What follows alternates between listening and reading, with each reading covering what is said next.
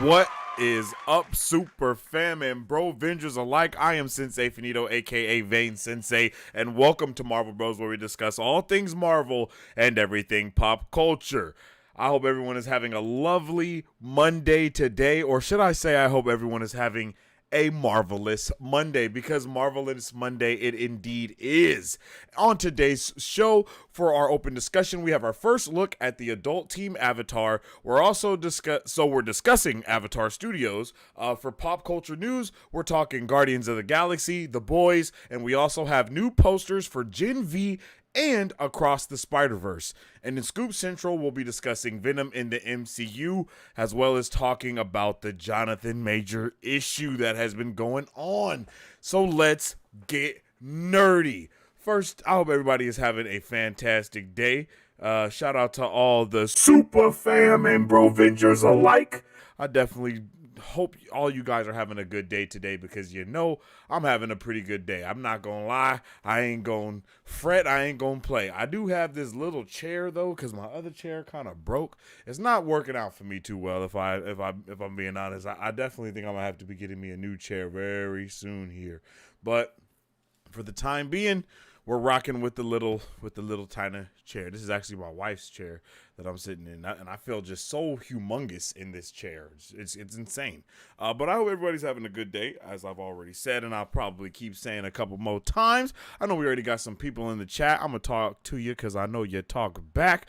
But first, if you guys haven't already, make sure you follow us on social media at Marvel Bros to stay up to date with all the latest news, movie reviews, and content that we post every single day. And you can also follow me on social media at Sensei Finito to stay up to date with all my thoughts, theories, and opinions on whatever particular thing that I may be partaking in that particular time. You feel me? I hope everyone's having a good day though, for real. Guardians of the Galaxy is popping off this week. We already have the poll out right now. Let me know if you guys are going to be seeing Guardians of the Galaxy either this week or next week, just as long as it's in theaters. Are you going to be seeing the movie while it is in theaters? Because I'm definitely going to be seeing it. But we're going to be talking about Guardians a little bit later. I already kind of said what we're going to be talking about first. And in that open discussion section, we're going to be talking about Avatar Studios and our first look at the adult Aang gang. But before we do, let's hop into the chat and see how everyone is doing on this lovely day.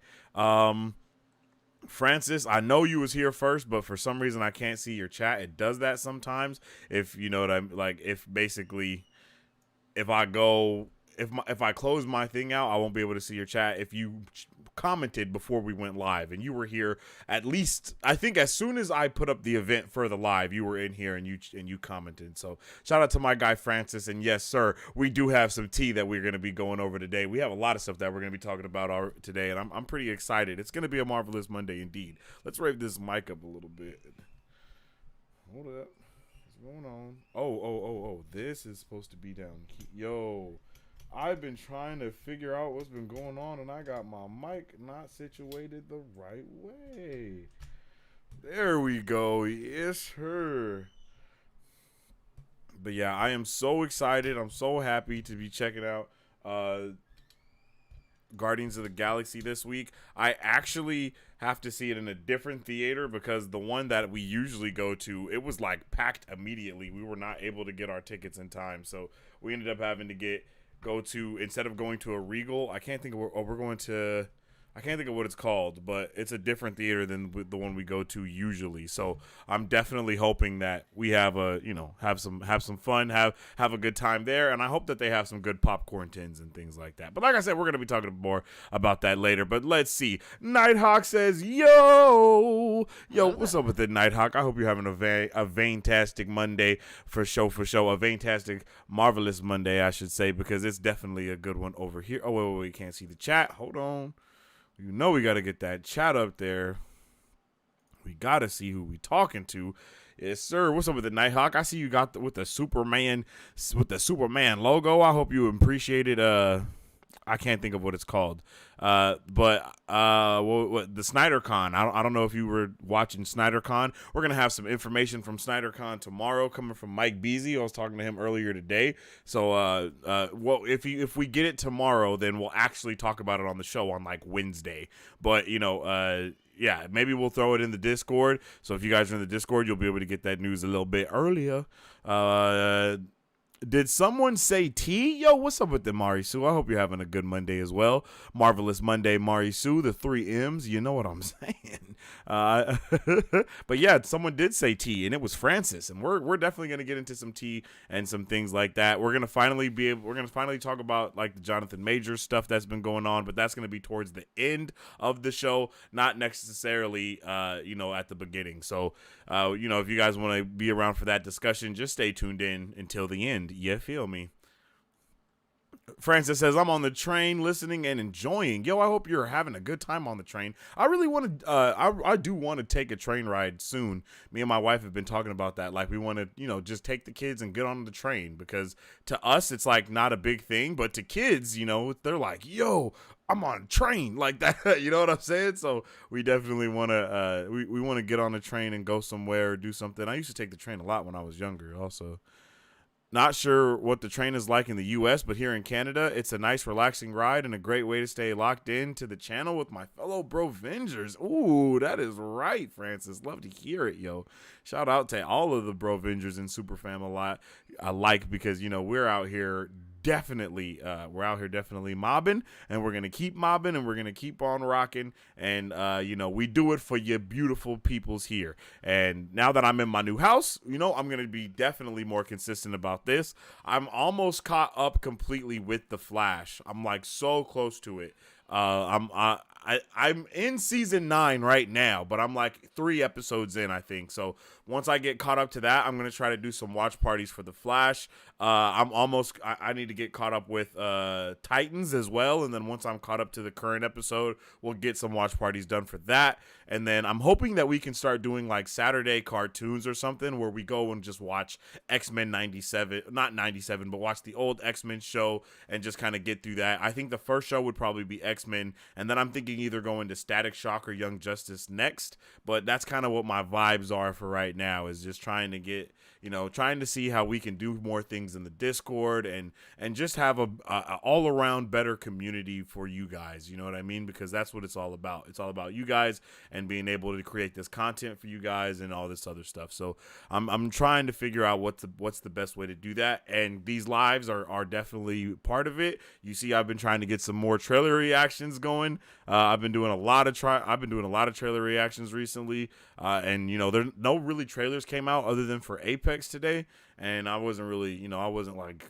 head over heels to go for that, and I had a meeting to get into today and just things like that. But tomorrow, Tuesday and Wednesday are usually, for some reason, when all of the companies drop a lot of trailers, and last week we got a whole bunch of trailers. So like it's gonna be pretty slow, I think, for a little while. But we're also getting Guardians of the Galaxy this week, and I do believe there is supposed to be a new trailer that's showing in front of that. I don't remember what it's for, but I know there's going to be one. I got my coffee here. It's not tea today, but we do got some tea, so make sure y'all stay for that. All right. So now that we got all these lovely pleasantries out the way, Brovengers and Super Fam, let's get into what our first thing on the docket is going to be today. So what are we? Oh, my God. What a fumble of the bag. Wait, what? Oh, I keep getting these buttons wrong. That's what it is. Wait. Oh, I'm getting confused in my brain muscles. There we go. Let's open this up. That's my bad, y'all.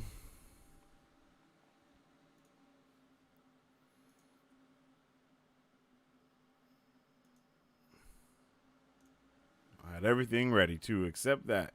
So the first thing that we're going to be talking about for our open discussion is what I already said, and that is we have our first look at the adult team avatar, bro. Like, and I think we've seen some concept art, but I don't think we've ever actually seen how they look from Avatar Studios, and this is it, man. And I'm not gonna lie, I am I'm extremely pleased with this in every way, shape, or form.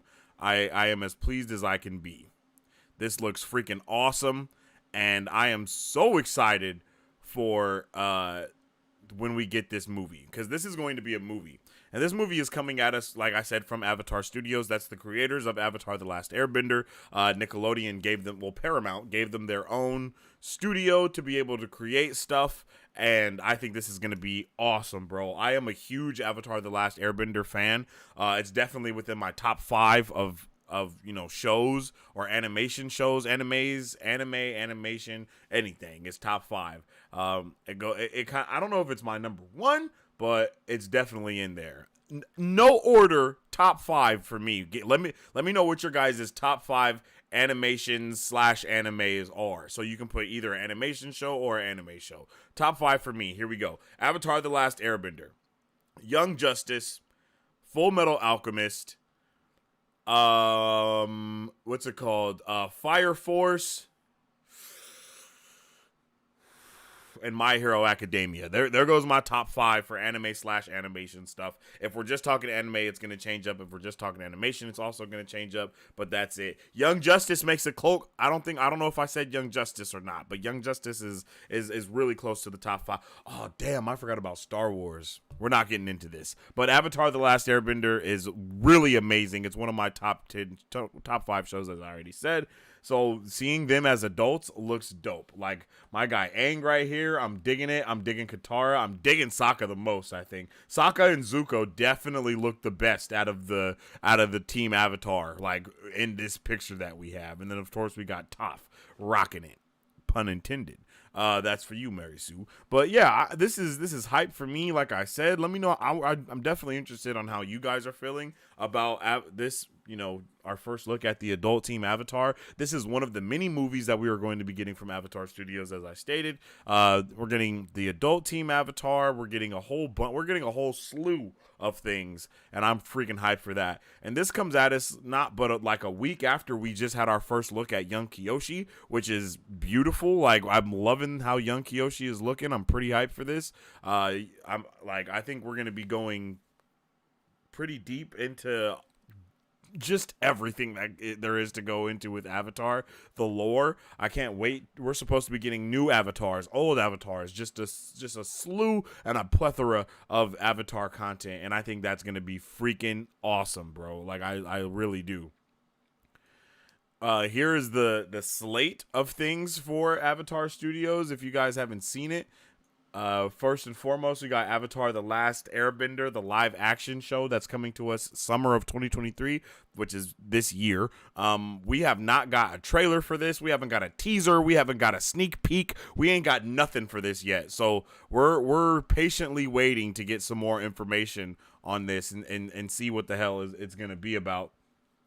Next after that would be season 2 of the live action, of course, you know what I mean? We would get to season 2, and then 2025 would be the adult animated film. This is which is the one that we were just looking at for Team Avatar. These them basically. So we're getting that movie in 2025. Then we're going to be getting a New Earth Avatar animated series. This is supposed to kind of be, I don't know if it's not cyberpunk, but it's definitely modern day. Is definitely a modern day version of the team for this new Earthbender that we're going to be getting. And then we're supposed to be getting a Zuko standalone animated film as well. And that's pretty hype. I really hope that it kind of takes on some of the storyline that we got from the comic when him and his sister go and look for their mom, and then we get all that type of stuff, and then they find their mom, and the mom is there's a lot of stuff that happens in just the graphic novels and the comic books. And I hope we can get some of that adapted, or at least we can get some flashbacks to it. I think this is an adult Zuko film, probably post-adult Team Avatar movie. Hopefully, I don't think they would show us a prequel of him as an adult after we just saw him as an adult older. That's definitely possible, but I'm hoping that we get a little bit past that. And then we're getting another spinoff animated. We're not sure what the spinoff is for yet, but we know we're getting another spinoff. And then, of course, book 3 for Netflix Avatar. would be in 2027, and then 2 other stuff. We know there's just a whole bunch of stuff, and this is coming at us from Avatar News, of course. Shout out to them. Avatar News is on it. They have a dope website. You can follow them on social media and stuff like that. They're definitely clutch with all the information. But yeah, I'm super hyped for this slate that we have when it comes to Avatar The Last Airbender, because as I said, I freaking love Avatar, and I think it's going to be handled right when we get the live action. The live action is something that I'm really hyped for. I wasn't too hyped. Like, I was very nervous for it when we first got it, but there's been so much news. It's supposed to have the biggest LED stage in the world. It's supposed to have we already know it's going to have some great actors as a part of it as well. We just know that we're going to be taken care of when it comes to this show at the best of their ability. So I am pretty sure that we're gonna be, we're gonna be pretty pleased with Avatar: The Last Airbender live action. They have the same people that were even working on the choreography for the show. The live action show. So it's not necessarily an Avatar Studios project, because the way that this worked, right, was we had Avatar: The Last Airbender, the live action coming from Netflix, and then with the original creators being attached to it. I believe halfway through either writing, almost going into production, they left because there was creative differences and they weren't okay with some of the changes that they were doing. Now, that's not something to get extremely alarmed about, because so far from what we've heard with those changes is like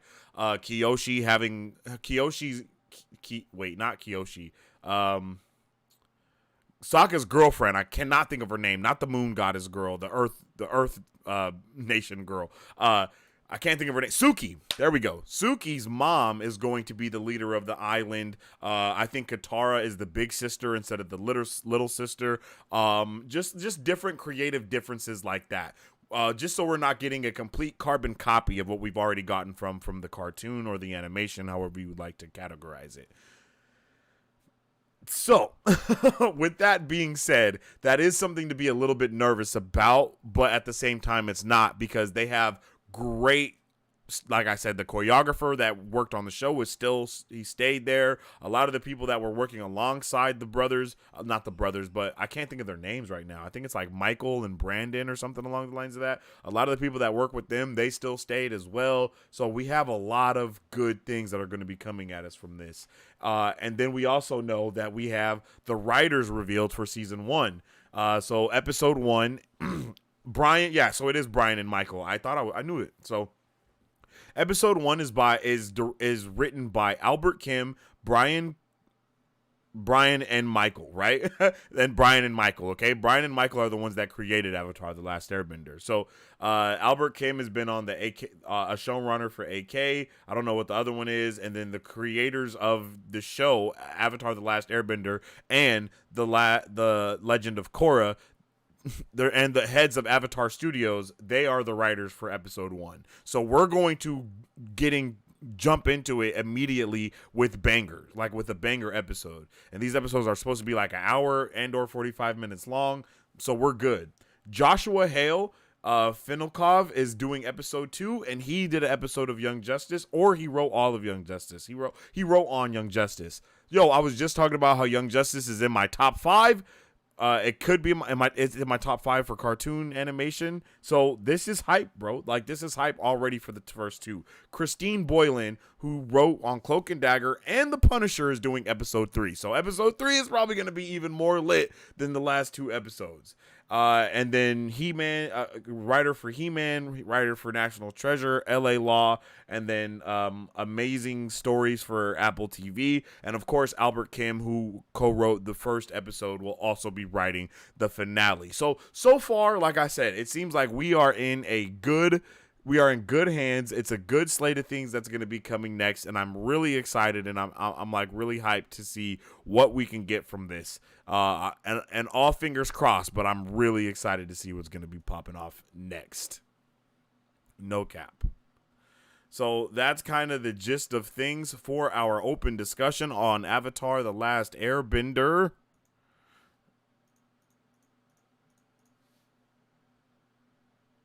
I don't know what happened with my... Let me see. Oh. Interesting. Does that still go? Huh. My like Steam Deck kind of like disconnected or something. Weird.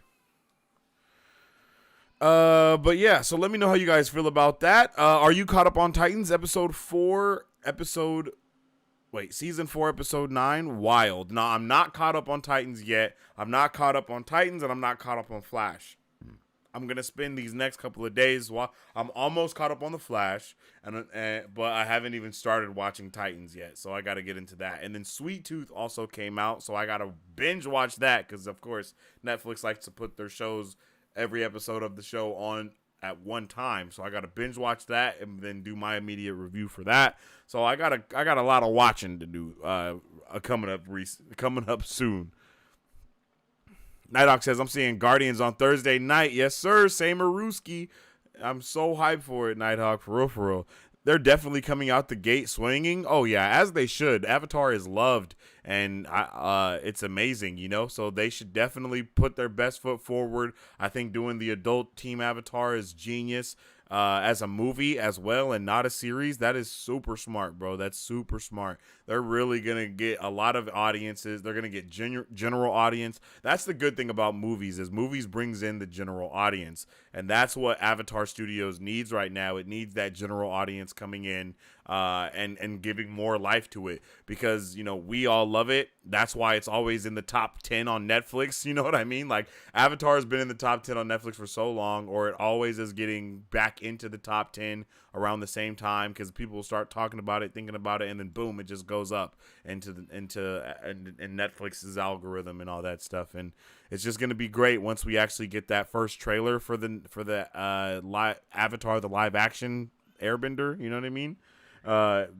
That'll be great, and it'll just bring a whole new life to it once again for people to jump back in and watch the cartoon again.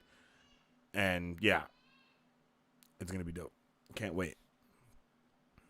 All right, so that is, like I said, that is it for our Jesus. This is gonna be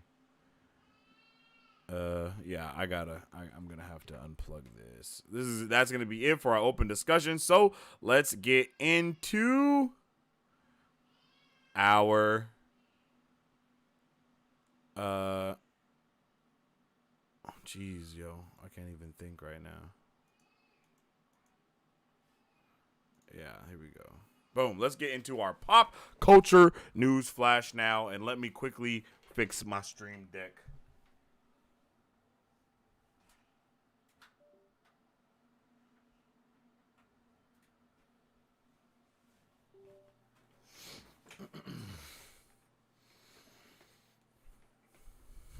I don't know what's going on. It just kind of isn't working anymore.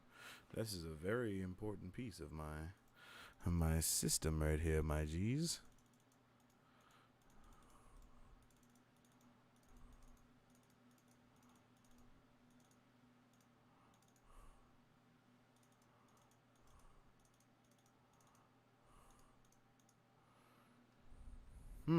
That's mad interesting.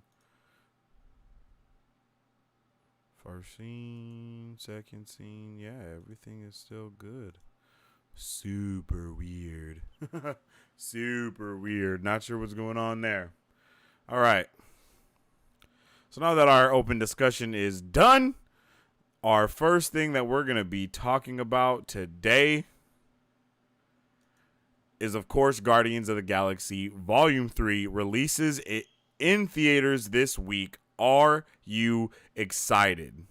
I'm pumped. I'm not going to lie. I am super pumped to check this out. I cannot wait to check this out. I know we are going to be heartbroken. I know we're going to be crying. I know we're going to be in tears. I know it's just going to be such a distraught time in the theater. We know so little, but so much about this movie at the same time, man. Like, so little and so much. So I'm so nervous for this movie as well, though. Adam Warlock, I was nervous about Adam Warlock when we first saw him. The more that I've seen from like some just the pictures online, because y'all know I don't do the second and third trailers. I've literally only seen the movie for this trailer maybe 3 times, bro. And that's really not a lot for me, like, to be honest. Like, because usually I am watching them over and over again and trying to break down stuff and see what's going on. But for this one, I don't know why, but I just kind of wanted to go in as blind as I could about what's happening. Because Dave Bautista, I'm sorry, I can't think of the actor's name for Gamora, but a lot of people just were talking about this movie in real life, and they just spoiled so much from the things that they were saying, that, you know, it just kind of, I just didn't want to read into it anymore, because I felt like the actors were already giving enough information then that I didn't need to go in and look for anything else. Because if the actors are already saying so much and then I'm reading into it, you know what that means? I'm probably going to get some stuff spoiled for me, and I don't like to have spoilers. You guys know this. So we know it's going to be heartbreaking, though. We know it's going to be intense. We know that I think Chukwudi Iwuji, my guy, the Evolutionary, is out? No. The High Evolutionary, right? I think that's his name. We already know he's the main villain in this as well. Oh, I am like so pumped to check this out, bro. Like, it's about to be next level, and it's about to be hype city, and I hope everybody is prepared and is hype with me. I want to hear your guys' prediction. Oh! Shout out to my guy Jamie Rodriguez for coming through with the super chat.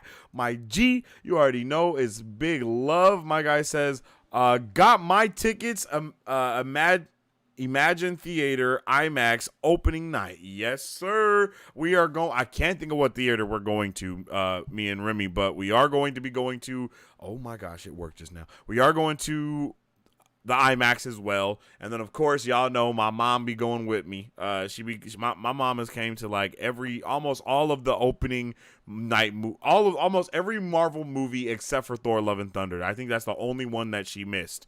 But we've been to every Marvel movie opening, even before Infinity War and Endgame. Is kind of one of the things we do as a fam type of thing, or, you know, we kind of all go together and check it out. And I am super hyped to get in there and check it out. I hope they have some dope ass popcorn tins and buckets and stuff like that, as I already said. But yeah, I also have my tickets IMAX. I hope everyone is going to be able to check it out IMAX. What's up with the Jamie? Also, I hope you're having a marvelous Monday, and I hope everyone else here is having a marvelous Monday as well. I've done so good of avoiding spoilers for this one. I don't even think I watched the trailers. Damn. Yeah, I haven't watched any of the second trailers or anything like that, but I have had to watch a couple trailers because of going to the movies for other movies. You know what I mean? When I'm in the movies or when I'm watching something else, usually they'll throw it in there and they'll let you see, you know, what's going on, and it's like, man, darn. You know, it's like, darn, I wish I hadn't seen this trailer, but I'm not going to look away, of course. Volume 3 is going to be better than 2. That's my prediction. I agree with that. I agree with that prediction, to be honest. I think Volume 3 is going to be the best. I think Volume 3 is definitely going to be way more emotional. I think overall Volume 3 is going to be awesome. No cap. I'm pretty hyped for it.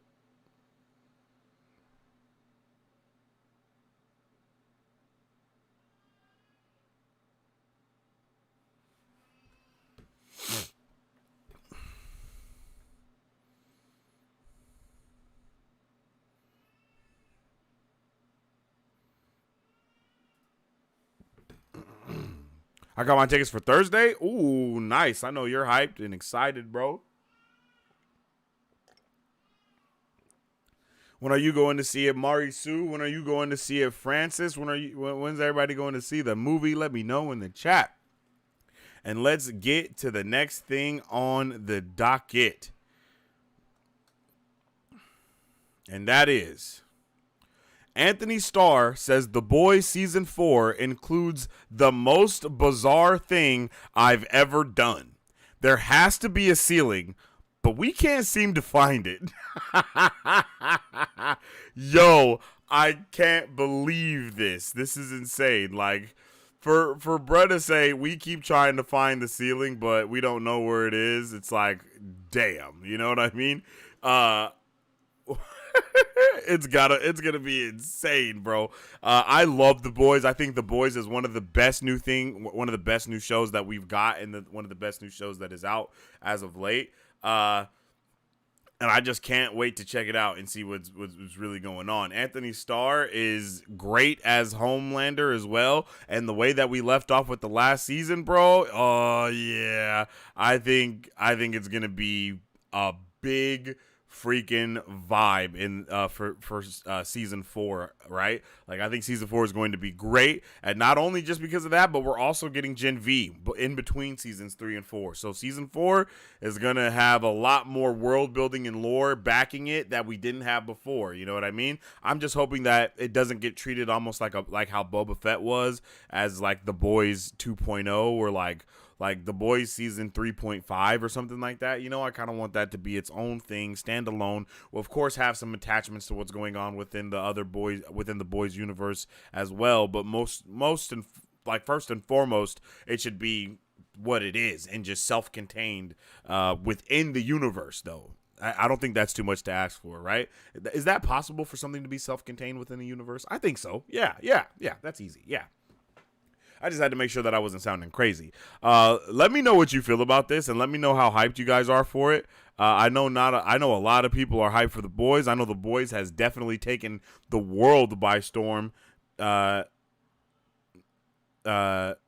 just, just the world by storm, not just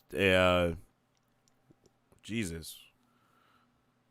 Not just me, because it's just amazing, I know the comic book is loved. I know everyone loves it and everything, but bro, I love this show, and I literally cannot wait to watch it again, okay? Like, I cannot wait to check it out again, because it's going to be Hype City. Alrighty. Let me know how you feel about The Boys. And there has to be, and my guy said there has to be a ceiling, but we can't seem to find one. Like, he's doing the most bizarre thing he's ever done. My guy has already like he's done so much. Didn't he himself in one of the episodes? You know what I'm saying? So it's definitely gonna be interesting. I'm pretty no, he didn't.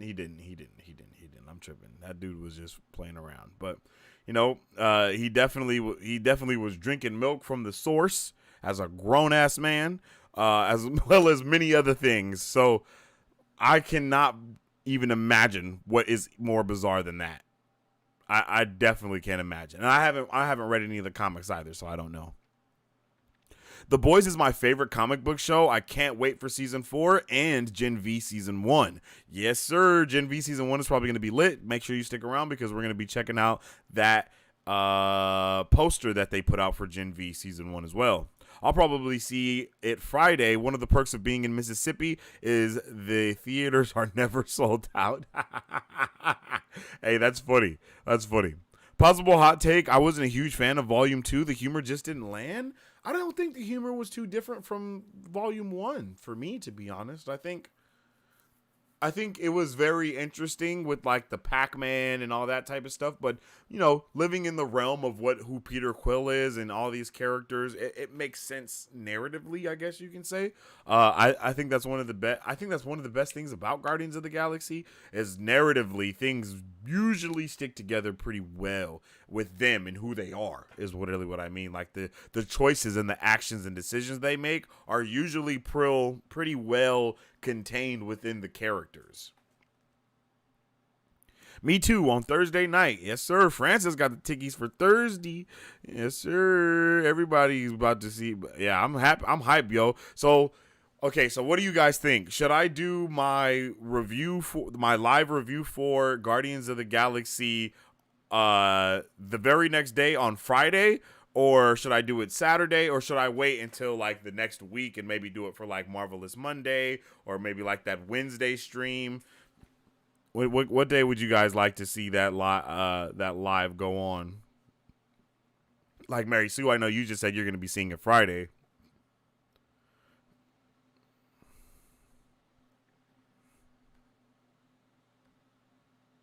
I'm definitely interested in knowing. When y'all gonna see it?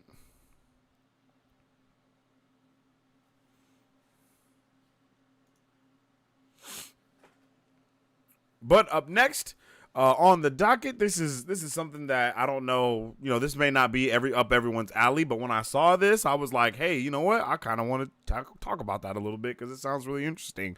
But we have our first look. Oh wait, you got my little face. We have our first look at Natalie Portman and Julianne Moore and Todd Haynes' May December. The film follows an actress who embeds herself within the family to study them for an upcoming film where she'll play the mother. Like, that just sounds so dope to me for some reason. Like, it sounds different. It sounds like I like case studies. I really like case studies. Case studies are freaking dope. Like, case studies are dope. And I think this will be freaking legitness. I think this would be just legitness. I can't wait. I can't wait to check this out. Even if it went like, I'm not sure if this is coming out in theaters or if it's going to. No, it says the film. So I'm pretty hyped for this. I'm not gonna lie to you guys. Like, I like Natalie Portman. I think she kills the shit that she be in. I'm not sure who Julianne Moore is in my head right now. I can't think about it. But just the premise of this movie, it sounds like it can get real weird and spicy. So I'm definitely interested in seeing what's gonna be happening with that. But that was just something that popped up on the news interwebs that I saw earlier today. And I was like, oh, yeah, we're definitely going to have to put that in there. But something that I think that you guys are actually going to be a little bit more akin to or a bit more tuned into is this.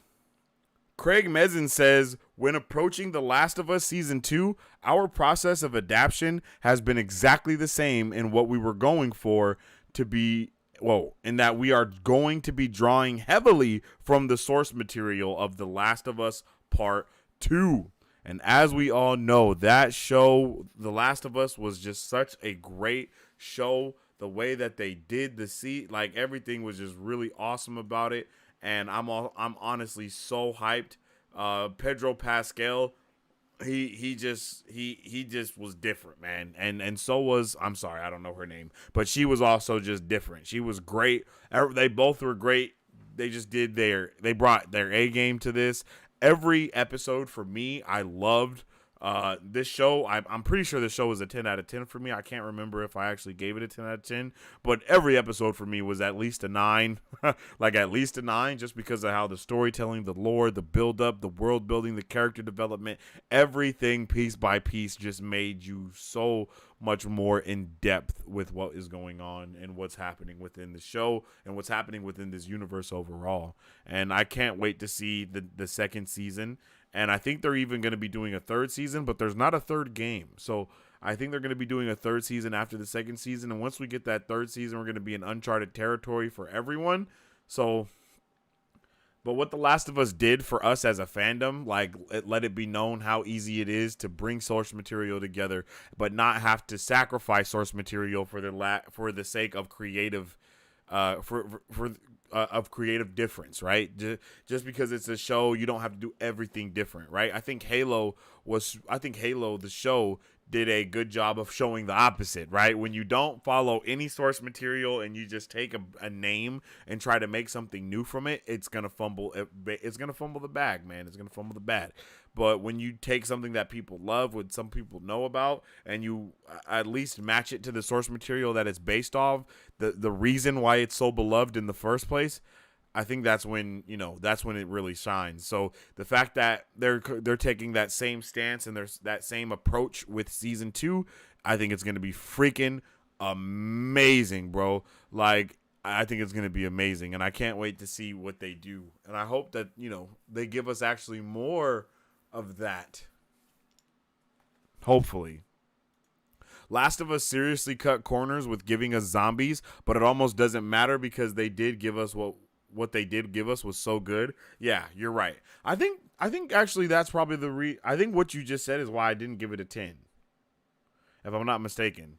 I think I said I wish we would have got to see more zombies, and that kind of bumps it down for me to like a 9.5 or a 9. because we definitely didn't see a lot of zombies. But like you said, what they did give us was so good that it just trumped it, you know? Like, we didn't have to have clickers and shit in every single episode. And it just worked. It just worked, man. It just worked so good. And I freaking love that show. And I cannot wait to see season 2. And I hope you guys are ready for it, too. All right. Friday, Saturday live show would be best for me. Week after, I definitely won't be able to see it before Friday. There will be lots to digest. Marisu, you're right. Okay, so we can do Saturday then. Let's do Saturday. I'll make the wait. I think I'm doing something Saturday actually. I think I'm going to the Monarch Butterfly Festival with my family on that day. Yeah, I believe that's what's happening that day. So maybe it will have to be sometime next week. Damn, I really wanted to do a Saturday. I'll have to see what time we're leaving and what time all that's going on. And then I'll let you guys know whether I can do a Saturday or not. If I can't do a Saturday, then it'll be next week sometime. Or maybe even right after the movie. But that's how I was doing it before. But usually it's late. But I can do multiple lives about it. Let's be honest. So that's might be what we do. I'll do like maybe an initial reaction spoiler review or something. Yeah, we'll see. I'll squeeze some content out of that for y'all, I guess. Something else that I saw on the interwebs today that really made me it made me chuckle a little bit, and it brought a little light to my heart, you know, was that Rob Delaney will return as Peter in Deadpool 3. And just look at this picture, like how does this not like make you at least smile a little bit? You know what I mean? It gotta at least make you smile just a tad. So I'm hyped for this, man. I think this is dope. I think it's gonna. I can't wait for Deadpool 3. I mean, I kind of use this as an excuse to also talk about Deadpool 3 because I'm so hyped for it.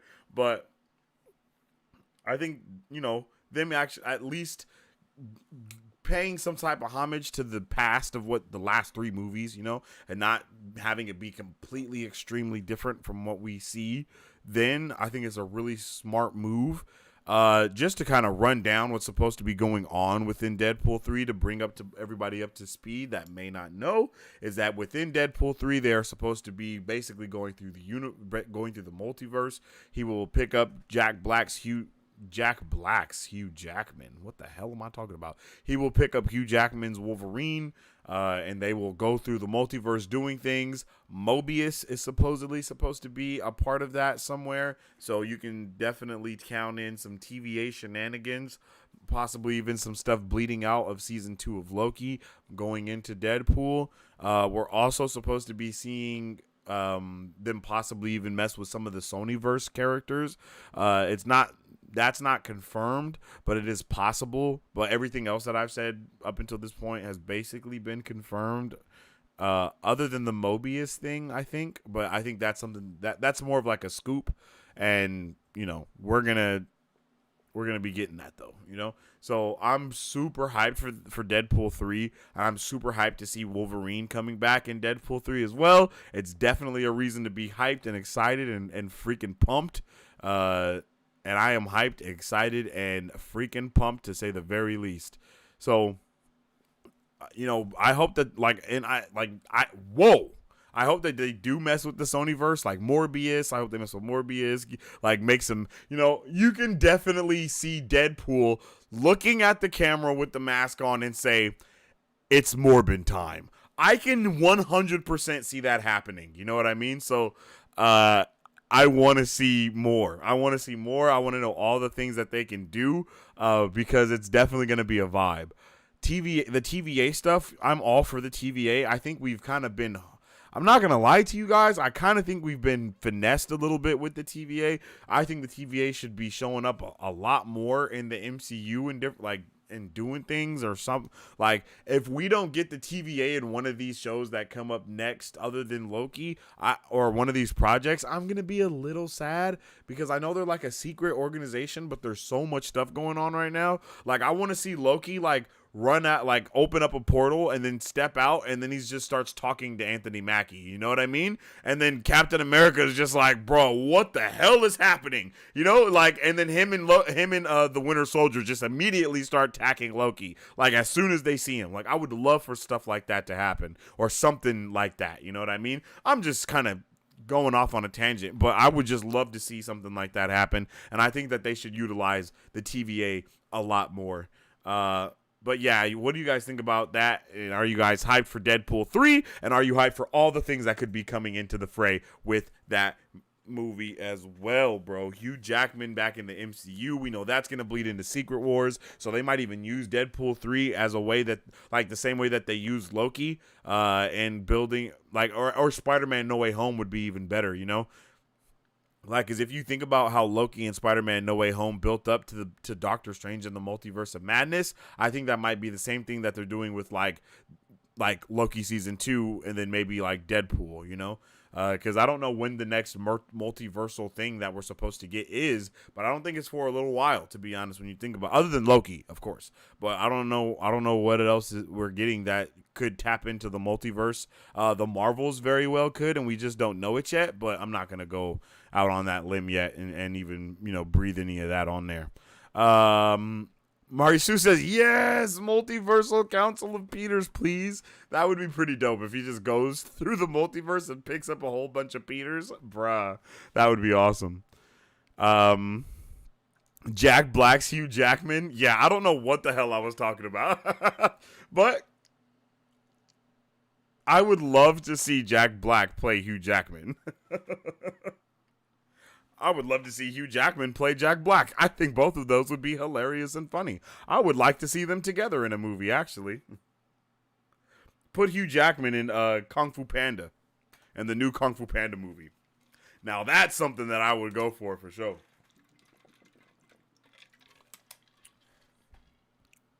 Give us Gwenpool already. Sheesh. Yeah, I agree. I think we might get Gwenpool. I don't see why not. Especially with all the Secret Wars stuff that we're supposed to be doing. But who do you get to play Gwenpool? I think that's part of the issue, though. But moving on up to the next thing we have on the docket for you guys today is this new poster for Across the Typical. You know, I like it, man. I just like it. I like the little spiders in the background everywhere. That's awesome. I think this is going to be a really fun movie. Hey. What Spider-Man is that behind him? Does anybody know? This Spidey. Am I tripping, or does this look like Tom Holland Spider-Man? You know? I'm not sure if this is how Peter B. Parker Spider-Man looked. Peter B. Parker Into the Spider-Verse. Images. Oh, no, that's him. Never mind. I was like, hey, yo, hold up. No, that's him exactly. Damn. It's pretty interesting. Emma Myers would be a great Gwenpool. Emma Myers. Oh, shit. Oh, yeah, yes. Yes, she would. I agree. I agree with that completely. She really would.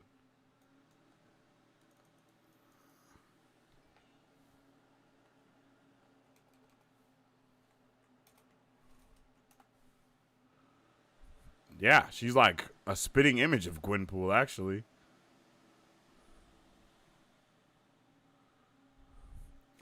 Do I need to know who Spider-Man 2099 is for this? Because I never watched that cartoon.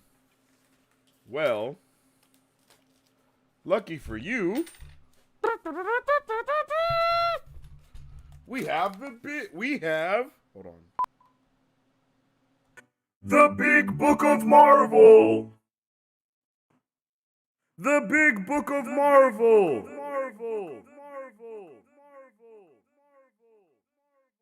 There we go. My bad. Let's see. Let's see if we can find. I wonder if that would be under the number. Oh, wait, isn't there a freaking index in here? Oh!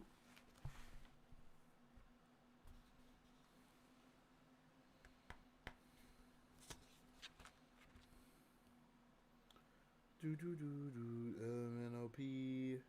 Do do do.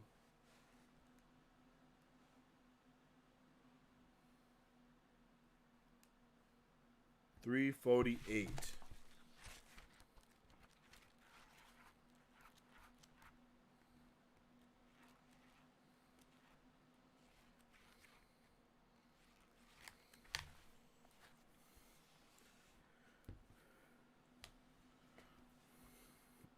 Jesus. All right.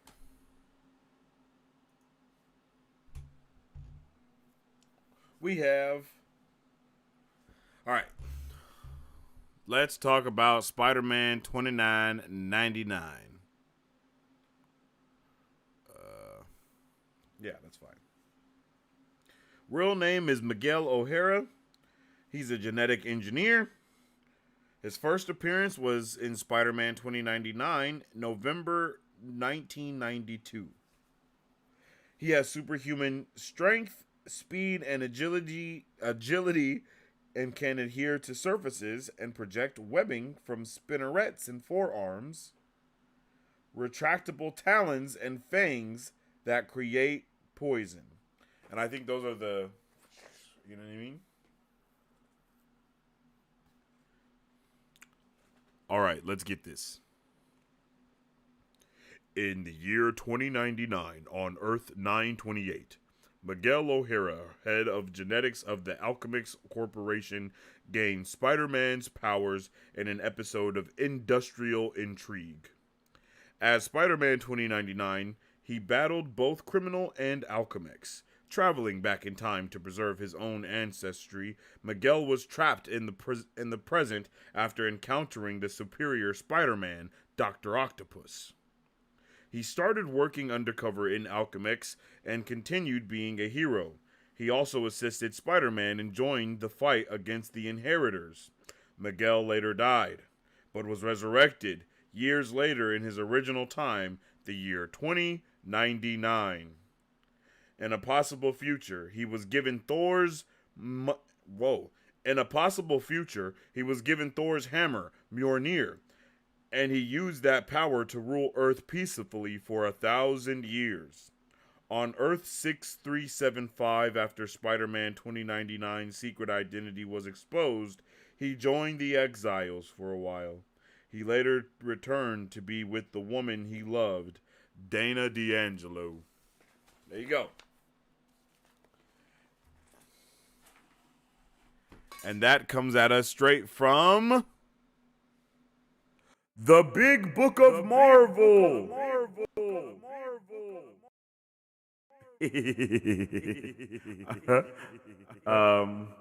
So yeah, yo, that's Spider-Man 2099. His little backstory. I love me some Spider-Man 2099. I saw somebody compare Batman. What is it? Batman Forever? The future Batman. The guy from the future. They compared him to Miles Morales, and I was like, why aren't you comparing him to Spider-Man 2099? You know what I mean? Like, you're comparing him to the complete wrong person. I think you can kind of, yeah. I think Miles Morales Spider-Man can better be compared to like Nightwing or like Red Hood, not Red Hood, but one of those Robins, maybe Red Robin, you know, like one of them. But that is the new poster for Across the Spider-Verse. I think it's pretty dope. I can't wait to hear your opinion on it as well. Are you guys hyped for Across the Spider-Verse? Because I'm definitely hyped for Across the Spider-Verse. I think it's going to be one of the best movies of the year. Will it be the best movie of the year? I don't know about that, but it definitely will be one of the best ones. So let me know how you guys are feeling in the comments. Are you hyped? Are you not? Let me know.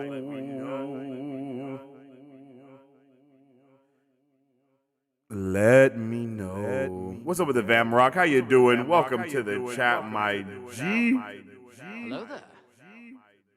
Vamrock says Spider-Man 2099 is one of those characters people liked independent of everything that surrounds the 29 universe. He's the Terry McGinnis of the Marvel universe. Yes, precisely. I could not agree more. I literally could not agree more with that. He really is such a great character. He's such a great character, and it's awesome to see him getting some love. You know, it's really awesome seeing him getting some love, and I hope that I hope that version of Batman can also get some love, because I don't think we've basically seen him anywhere other than this show. You know. Like Batman Beyond. I don't know why I said Batman Forever. I think I said Batman Forever at some point, but Batman Beyond. Batman Beyond definitely needs to get the love and recognition that he deserves, and needs to come into the fray, give us a live action something like that, you know? I think that shit would be dope. And I'm super hyped to see how they do Spider-Man 2099 in this movie. So far, the things that we've seen from him, he is a freaking menace to society. And I am so ready for that. I am so ready to see him be that menace and just freaking smack shit. Like so ready for that. I'm actually looking forward to Spider-Verse more than Guardians.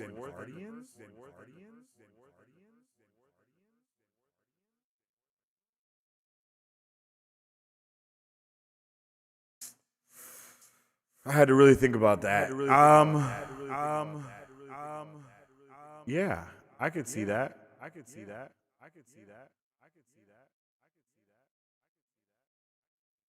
Yeah, I could. I don't know if I am. I don't know if I'm more hyped for either of them. The thing I was most hyped about this year is definitely Ant-Man and the Wasp: Quantumania. Like that was my top of the list hype city for sure. And so now everything else that I get, I'm just kind of like, yeah, let's go, you know. But Ant-Man and the Wasp: Quantumania was definitely the thing that I was looking forward to the most out of everything this year. So you know, and now the Flash is along with that, you know. So I'm hyped for Guardians, and I'm hyped for the Marvels, and I'm hyped for Spider-Verse, but the Flash seems like that shit's gonna be crazy amazing. And Ant-Man and the Wasp: Quantumania was awesome. So I'm definitely a little.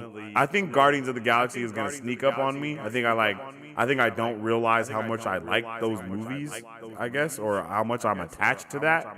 But I think seeing this movie is gonna kind of ramp up all of those feels again, and just kind of be a good reminder of what the hell this movie and franchise is really about. And I'm hyped for it. And Spider-Verse is kind of. I'm not gonna lie, Spider-Verse is kind of just there for me a little bit. I don't know why that is, but I'm hyped for it for sure. But it's like until I see the movie, I'm kind of just at let's go, you know, let's go. But I'm not crazy hyped for it for some reason. Like I can't wait to watch it. But it's just something I don't know why. It just hasn't really caught my attention to that level of hell yeah, let's go, you know? Like seeing all the Spider-Man, that shit was awesome. But that hype kind of died down for me real quick. It died down quickly for me. It was like, okay, yeah, we got all this Spider-Man in here. All right, but what the hell is going on? You know, it's just really, I'm confused about what's actually going on in the movie. I guess that's the biggest reason. It's I don't know what the hell is going on with Across the Spider-Verse. It's I think we're just kind of left in the dark purposely with that one, and that's why I feel like I just gotta wait and see it. And then with Guardians of the Galaxy, I haven't seen like any of the stuff, and the stuff that I have seen didn't get me like, oh shit, son, you know, like so. We just gonna have to see what's going on.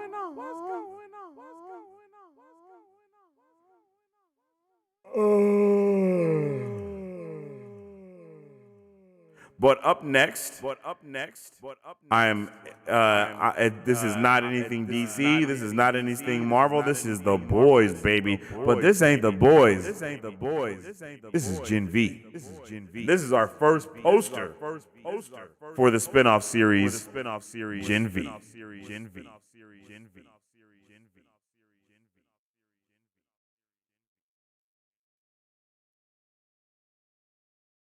I am very excited for Gen V. Everything that we have heard about Gen V has told us that this is going to be amazing and it's going to be insane.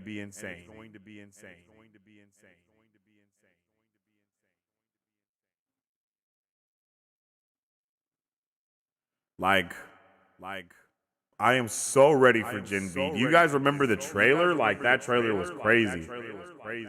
And it really didn't even show us that much. But Gen V is an upcoming American superhero streaming television series developed by Michelle Fazex and Tara Butters, serving as a spinoff of The Boys. Wow, so there's nothing there. Okay, that's not what I was looking for.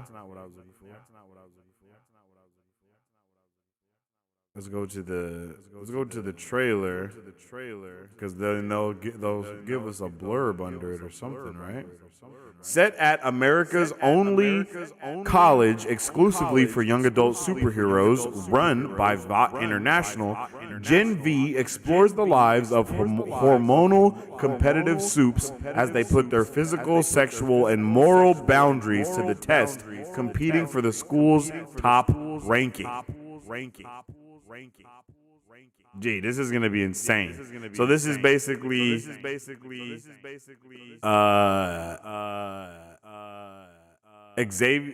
What the heck is the academy called? The X-Men school.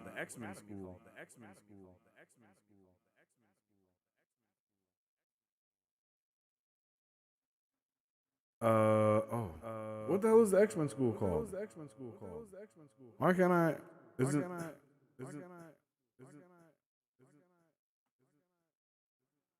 The Xavier Institute. Jesus. Xavier School for Gifted Youngsters. You know what I'm saying?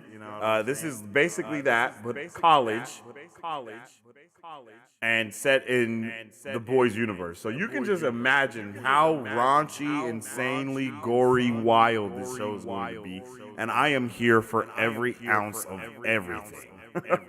Legit every ounce of everything. I think it's going to be great. I think it's going to be a fantastic time. And I don't think any of us are actually ready for what's going to be going on in this show. Like just seeing this, his shirt says God you. But it looks like it's saying Godkin University, maybe, or Godlykin or something. Not sure. But I know this show is going to be freaking insane. So the Gen V is the X-Men, but in the boys' universe. You feel me? So this is going to be and that trailer that we saw was insane. That trailer we saw for this was definitely insane. And I don't even know what to say other than that. The hype is real. If you guys watch The Boys, then you already know we're going to be in for one hell of a time. So I hope everyone is ready, because I know I am. He looks like Dexter Morgan. Yo, he does look like he'd be like Dexter's son. Yeah, you're spot on with that. He definitely looks like Dexter.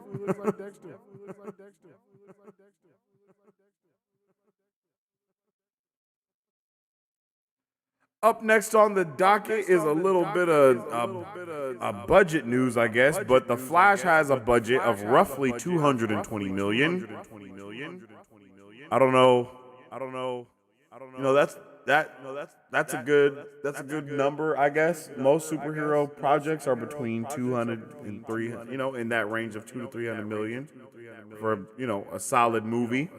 I believe Man of Steel was 235 million to be exact, if I'm not mistaken. I'm not sure what all of the movies have been, but this seems fair. And from what we've seen, it looks really good already. They definitely have some polishing to do.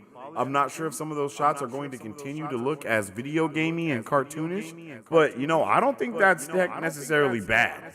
People are just so used to top tier CGI that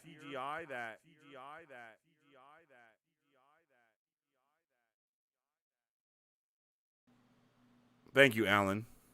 Uh no, that was me. I don't know what the hell was going on. Thank you about that, Alan. I thought I turned that off. Whoops. That was the echo. That was the echo effect. You feel me? Y'all was listening to me. Y'all was listening to me in 3D. 3D. 3D. 3D. Thank you for that, Alan. I appreciate you, G. But yeah, the Flash has a budget of about 220 million, so it's definitely going to be interesting to see what's going what's going to be going down here, my G. I'm super excited to check out this movie. It's been very interesting to see kind of the overall hate that's been going on Twitter for this movie and comic book movies in general, but I don't even know, man.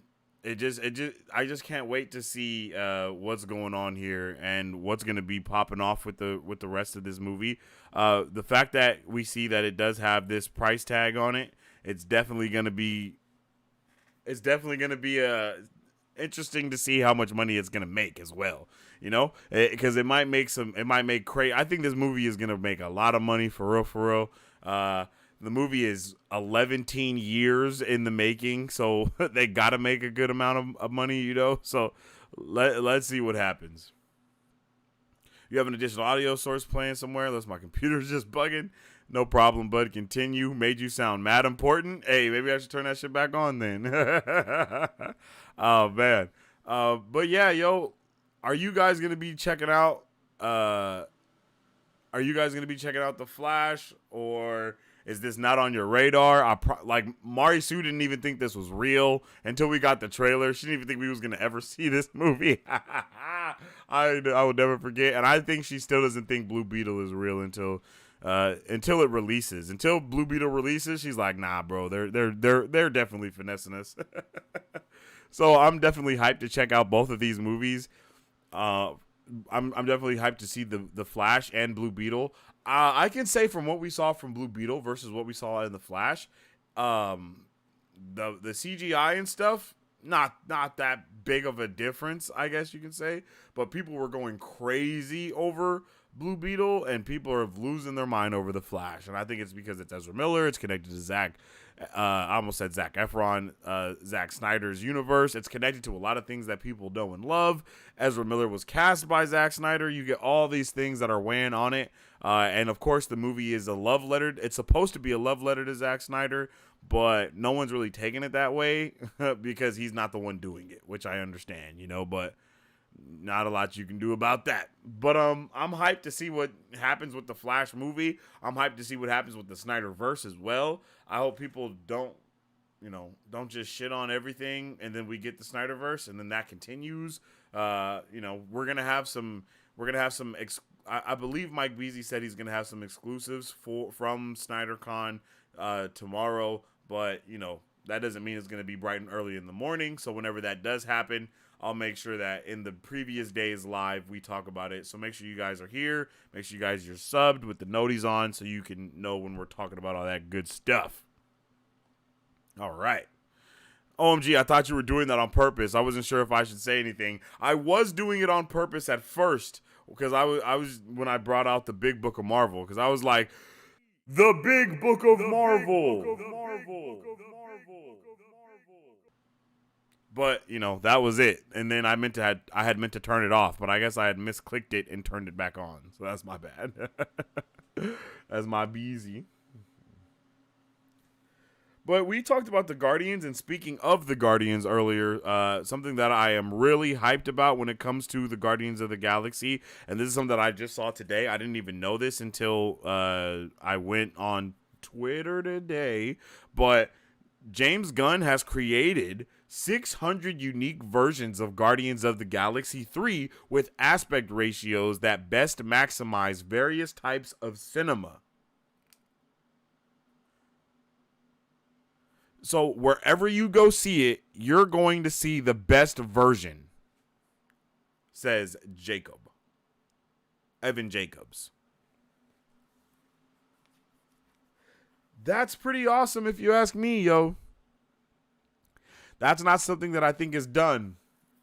That's not something that I think is done a lot. But basically, even if I wasn't able to see this in the IMAX, I would be able to still get a grade A picture ratio, a grade A picture from it. Not sure why this isn't done more, but this movie is also kind of like James Gunn's swan song for the MCU.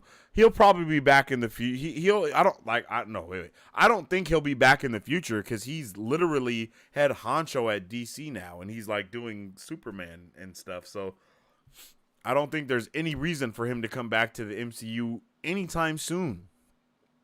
So this is his swan song. This is his finito. This is the last call. You know what I mean? Like we're not gonna be, we're not going to see this happen a lot, man.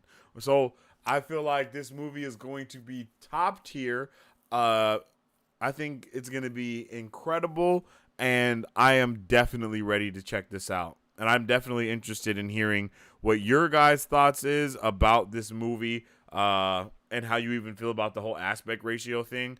Like I know Zack Snyder is one of the only other people that I know that have done something about the aspect ratio, and that was for Zack Snyder's Justice League. It was shot in a square, in the square, and the whole movie was in that square, and that's really the only time I have seen anyone do like something specific with the aspect ratios. One thing that Marvel does and that I loved is they use the black bars.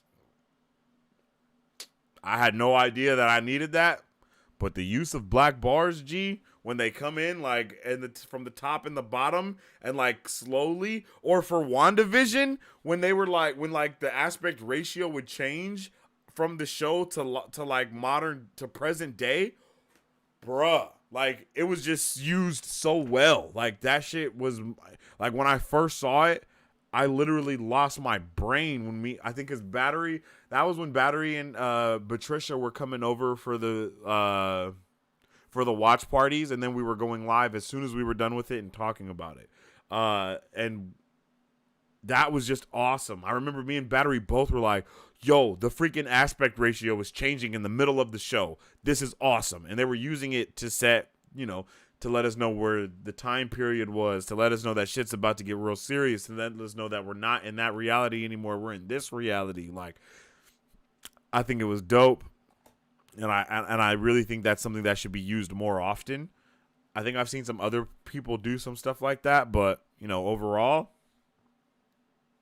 hype for that. Yo, my boy Frosty. Hello there. What's up with it, Frosty? I hope you're having a marvelous Monday today. My guy says, what have I missed? Nothing major, G. Well, yeah, I mean, you missed quite a bit. We had our first look at the adult Avatar gang. We talked about Guardians of the Galaxy. We talked about The Boys, Gen V, The Last of Us, Deadpool 3, Across the Spider-Verse, and then we just got done talking about The Flash's budget and the different aspect ratios for cinema screens that James Gunn did. And to stay in the news of James Gunn, I guess you can say, or stay in the area of James Gunn, James Gunn says that Tanishi Coates' Superman movie could possibly happen. It could absolutely happen. I haven't read the script, and if the timing is right, that could absolutely happen. It would be an Elseworlds tale like Joker. You know what I'm saying? And if you hear that, he definitely said Elseworlds tale. I think this is a little bit of a hint to the Elseworld stuff that we've already been talking about that we're supposed to be getting, i.e. the Snyderverse being sold to Netflix and being part of DC's Elseworld catalog instead of part of DC's main catalog. We already know that the Batman as well as Joker, like he said, are also within that Elseworlds catalog. So they can really utilize this Elseworlds catalog to do a shit ton of things. And I do think that they should. That would be something that Marvel does not do anymore. Marvel is actually going away from having their content spread out across medias, and DC is actually moving into having their content spread across medias. WBD has fumbled the bag so many times that they have to kind of take some steps backwards before they can take steps forwards.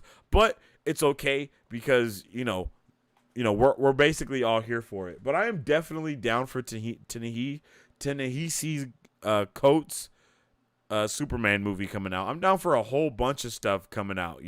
We went so long without a Superman movie. If now we got Superman the way we used to get Batman, I'm pretty sure people would be triggered. But it's content to watch, and it's new stuff to really get into. And I think that's really what we need for DC is new. I think we need new stuff for DC. Everyone is really caught up on the old for DC, and it's time to kind of start moving forward.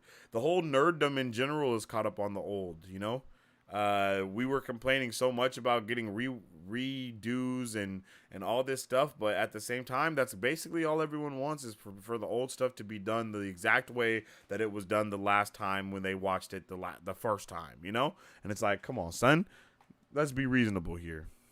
You know what I mean? Let's be reasonable. But asking nerds to be reasonable is completely unreasonable. Chilling on a Tuesday? Damn, I'm going to have to rewatch once you're done. Work's keeping me busy. Oh, yeah, that's right. I forgot you're in New Zealand, right, G? So you're 2 days ahead. No, I'm just playing. But yeah, you're very much ahead, brother. And that's crazy.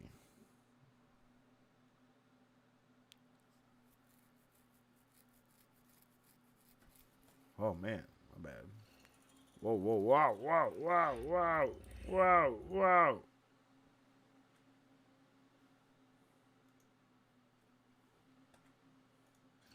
There we go. And this is something else that I saw today. Not really anything completely nerdy like that. But it caught my attention, and I definitely want to see this movie. But check this out.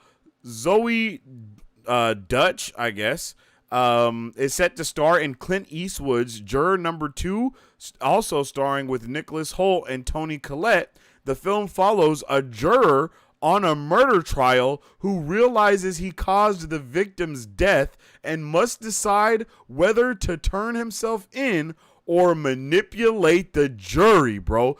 This sounds so awesome. I'm not gonna lie, that sounds great, bro. It sounds like a really good idea for a movie. A juror on a murder trial, and he realizes he's the one that killed the victim.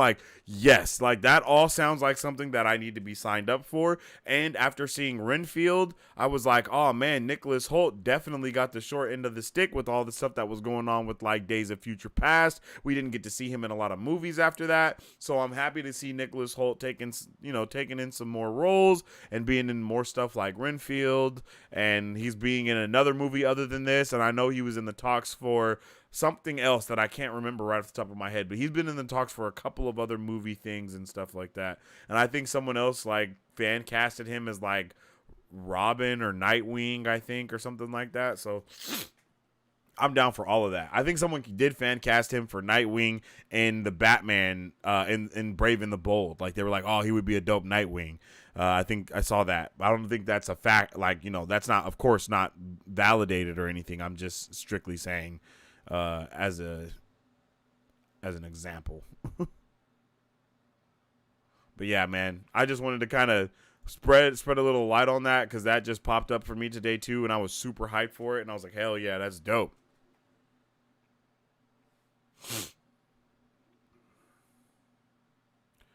That's me, NZ, on the far side to you guys. Facts.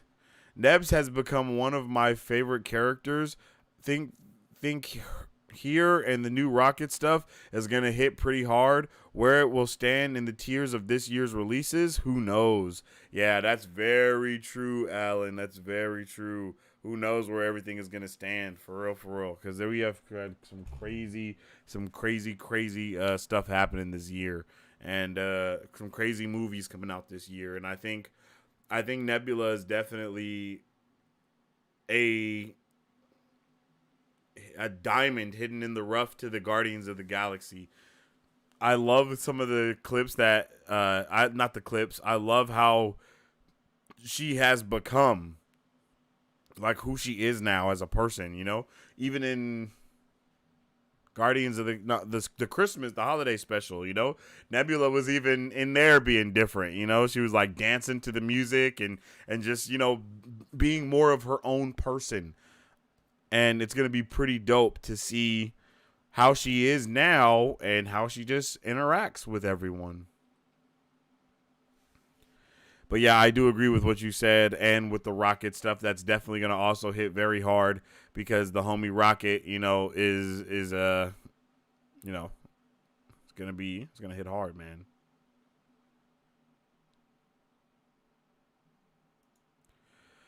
I reckon Cosmo will be the breakout character from this one. The holiday special was so good. Yeah, Cosmo is definitely going to be a great character for this show, but we can't forget that we're supposed to be getting Layla. We're also supposed to be getting Layla Otter in this movie. So there's a lot more that we're going to be getting. But, you know, the Rocket stuff is definitely going to hit hard too. And talking about Rocket, that goes right into our next thing on the docket. And I just have to warn you guys, it's going to be a little sad. James Gunn has revealed test footage for Baby Rocket from Guardians of the Galaxy 3. Look at his little raccoon face. Like, this is going to be so sad.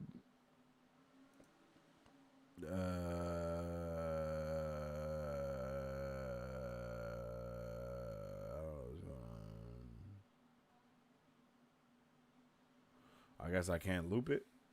Oh, I guess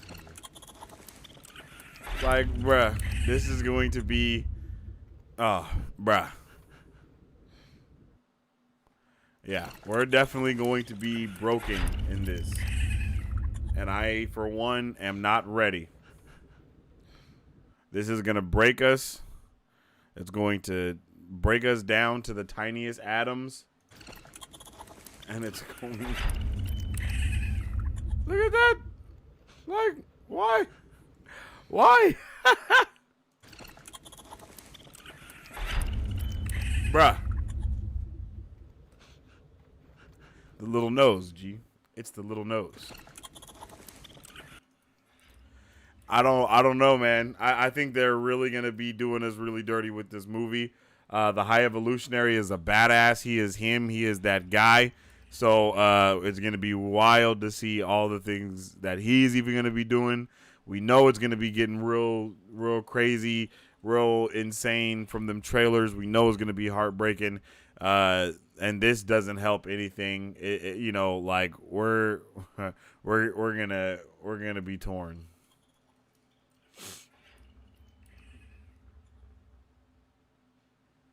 Look at him. Yeah, man, I'm not ready for it. I am not ready for it.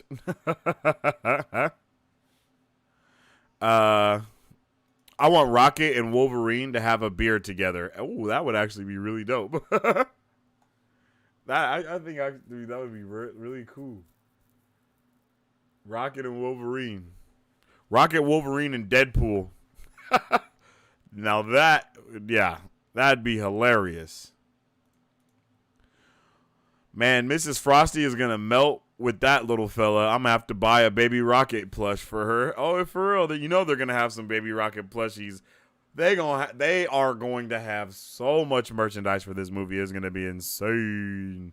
And I know there's already a lot out there, but you know, like once the movie comes out, that's when we really get the flood of all of it, just all of it, everything. And it's gonna be insane in the membrane. We are gonna get crushed from this movie, bro. Like, I am so ready to be heartbroken. Like, I know that's a crazy thing to say, but that's how ready I am for this movie. Like, I am so ready to have to be in emotional turmoil for 2 hours and 30 minutes. Like, that's how I feel right now about the movie, bro. Like, I'm hyped. Or I think it's 2 hours and 6 minutes or something like that. I don't know if it's 2 hours and 30 minutes. I kind of just said that.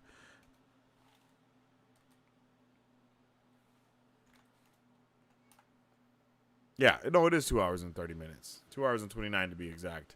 And I think there are 2 post-credit scenes in this movie as well, you guys. So be ready for that. Oh. Man, yeah. Super sad. Super cute Rocket Raccoon. I know everyone is going to be super hyped about the movie and super in it, and everyone's just kind of talking their shit right now, but once we get into it, actually, it's going to be, oh man, it's going to be freaking epic, bro. And I love Guardians of the Galaxy, and I think I'm going to have to rewatch 1 and 2 to watch this one, the same way I did with like Ant-Man and all that, you know, so I'm ready. I wonder if they put any Marvel Legends stuff on Disney Plus for this movie. Can't wait to see what the Disney parks do for it. My first ever visit is the week after its release. Oh, shit. That's awesome, bro. That's awesome. I have never been to Disneyland or Disney World, any of the Disneys. I haven't been to any of those yet either. Remy, she's been so many times, and she really wants like me to go. She wants me to have the full experience, make my own lightsaber, all that good stuff, and I want to do it too. So, yeah, I'm ready. I'm ready to get it popping.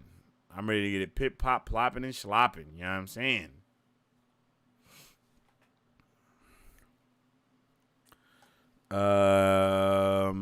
Yeah, but moving on to our next thing on Le Doque. The cast of Ridley Scott's Gladiator 2 now includes Paul Mescal, Pedro Pascal, Joseph Quinn, Barry Keoghan, and Denzel motherfreaking Washington, G.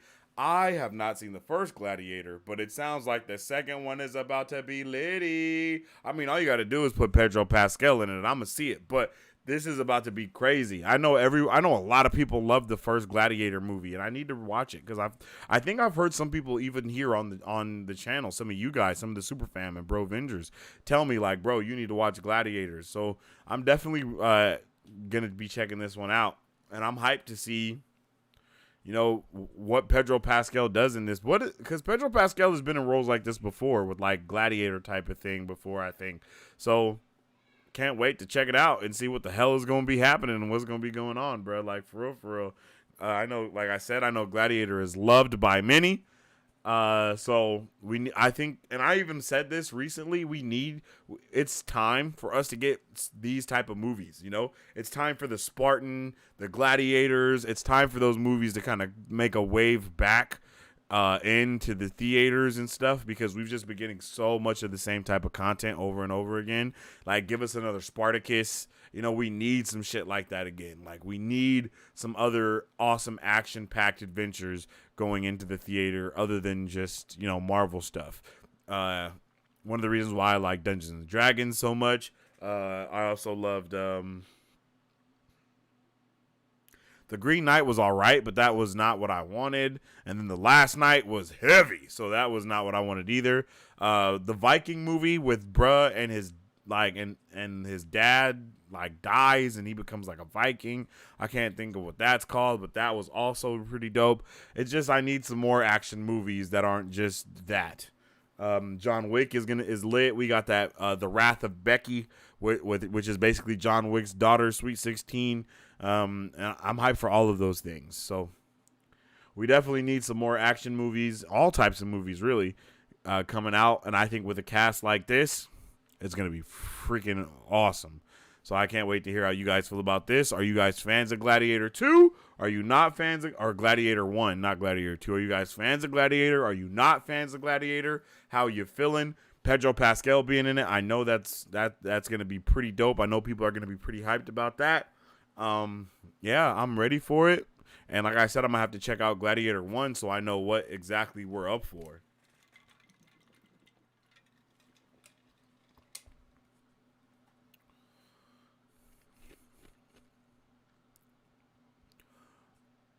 Oh, and then one more thing. Tony Gilroy says they are launching a website for Andor soon that will include all 12 scripts and lots of concept art. So that's dope. Make sure you guys look out for that. We'll probably go on that live once it comes out, and we'll like explore the website, see what's going on, talk about it, nerd out, and all that good stuff. We'll probably do that here on the channel. So when that happens, when that actually comes out, when I know, y'all will know. You feel me?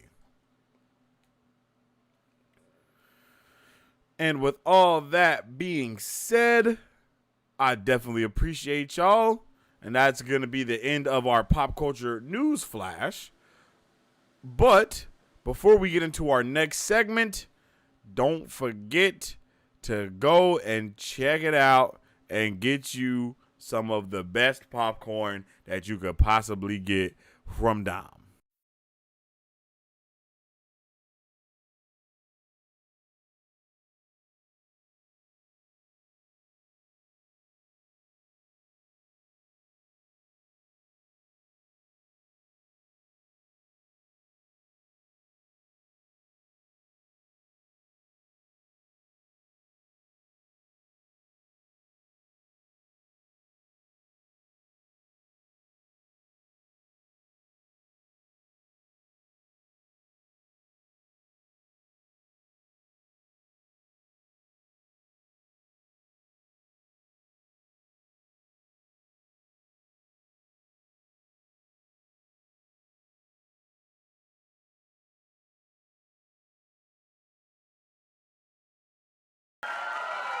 And shout out to Dom's Bomb Gourmet Popcorn, because the popcorn is always bomb and gourmet. So make sure y'all check that out and go and get some immediately. My Latin teacher made us watch Gladiator because she was so excited to see the 3D CGI ancient Rome. Oh, wow. I can't wait to go see that all in real life. LiDAR scans giving us a new view we've never seen before. I don't even know I don't know what you're talking about, G. I'm not even going to pretend I do. But I am definitely ready. I want to go check some stuff out like that as well. And I love all the ancient Rome and stuff like we need a cinematic universe with Greek mythology in the middle of it, you know? And it like just spins off from like Hercules, and then it introduces us to Zeus, and then we go into the world and we get more and more and more, you know what I mean? Like that would be freaking peak, bro. That would be so peak. I mean, like the Greek gods are the original, like they're like the original superheroes kind of, you know what I'm saying? So getting like that's the original comic book is the Greek gods, you know what I mean? Like that's what people was reading back in the day and talking about and nerding out about was Zeus and Hades and shit, you know? Like back in the day, you know what I mean? So that's what I think, that like I think gladiators, Greek gods, cowboys, and Vikings, I think all of those four things need to make a huge comeback when it comes to cinema, because people are ready for it now more than ever. People are wanting these more gory, these more story driven universes, and I think stuff like those four that we were talking about could really do a good job of it, like creating an entire cowboy universe and all of these things, and having them be connected, and having these big crossover movies with like cowboys. Like that would be dope. The same thing with like the Vikings and like, you know, there's so much opportunity, bruh. My mind is blown just thinking about how dope that would be and how I would be there for all of those movies. So y'all just remember, if in the next 6 months to a year, we just start seeing random just gladiator, cowboy, Viking, and Greek gods movies, that's because they heard it here at Marvel Bros. You feel me? Because they heard it here at Marvel Bros first, yo. Oh, man. But We are moving out of the pop culture news, and now we are moving into Scoop Central, baby. We are moving into Scoop Central. And like I said, we got some pretty dope scoops. Nothing too insane. Where the hell is it at? Oh, here we go. Nothing too insane coming from Scoop Central today. Oh my goodness. Nothing insane coming from Scoop Central today. But the first thing that we have to talk about is something that I kind of told you guys earlier, and that is Venom. So let's talk about Venom being in the MCU and all of that good stuff. Without further ado, let's dive on in. Venom in the MCU. And of course, this is coming at us from Mike Beasley. Venom 3 will be Tom Hardy's last run as Venom in the Sony universe. But that isn't the last we will see of Venom. We've discussed Tom Holland becoming Venom during Secret Wars and fighting against Andrew Garfield and Tobey Maguire and the X-Men, where Hugh Jackman will meet Chris Evans' Captain America. But what about after Holland ditches the symbiote? Well, we will get a new host, of course, and as I mentioned a couple years ago, we will get a MCU Eddie Brock that will get the symbiote. So the Eddie Brock that we know from the Sonyverse is Tom Hardy. We will see a new Eddie Brock be introduced into the MCU, and he will be the host of Venom after we have Tom Holland becoming Venom for Secret Wars. And if you guys remember, we kind of just talked about that last week, I believe, on Superfam Friday. No, we didn't do Superfam Friday. I think it was on Thursday or Wednesday it was on the Hump Day stream. We talked about, Venom and Tom Holland getting that Venom symbiote and then fighting against the other Spider-Man and it being dope as hell. And it's going to be dope as hell. And then, of course, we're getting more Venom stuff. But that's not it. It's being discussed to have him join the Midnight Suns alongside Moon Knight, Blade, Glyph, Werewolf by Night, Man-Thing, Elsa Bloodstone, Punisher, and of course, Venom, taking on Mephisto. Pretty badass. Remember when Venom wanted to be a hero? Agent Venom? This is that, but darker. So this movie that we get for Venom, or when we do get Venom in the MCU, it is very likely that it may be rated R. And I am only speculating this. This is not said within the scoop that we have. This is sheer speculation because we know that Blade was rated R. We know that Punisher is going to still be rated R. We know that Elsa Bloodstone, she was introduced in Werewolf by Night with Werewolf by Night. That movie was basically rated R. It just, everything was in black and white, so they didn't have to trip off of the blood and stuff like that. And then Moon Knight was definitely more of a TV MA type of show. It just didn't get that rating because, once again, no blood. You know what I mean? But they definitely were dabbling and hopscotching in that realm of more spicierness. So this sounds freaking awesome, bro. I am super hyped to even hear this. You know what I mean?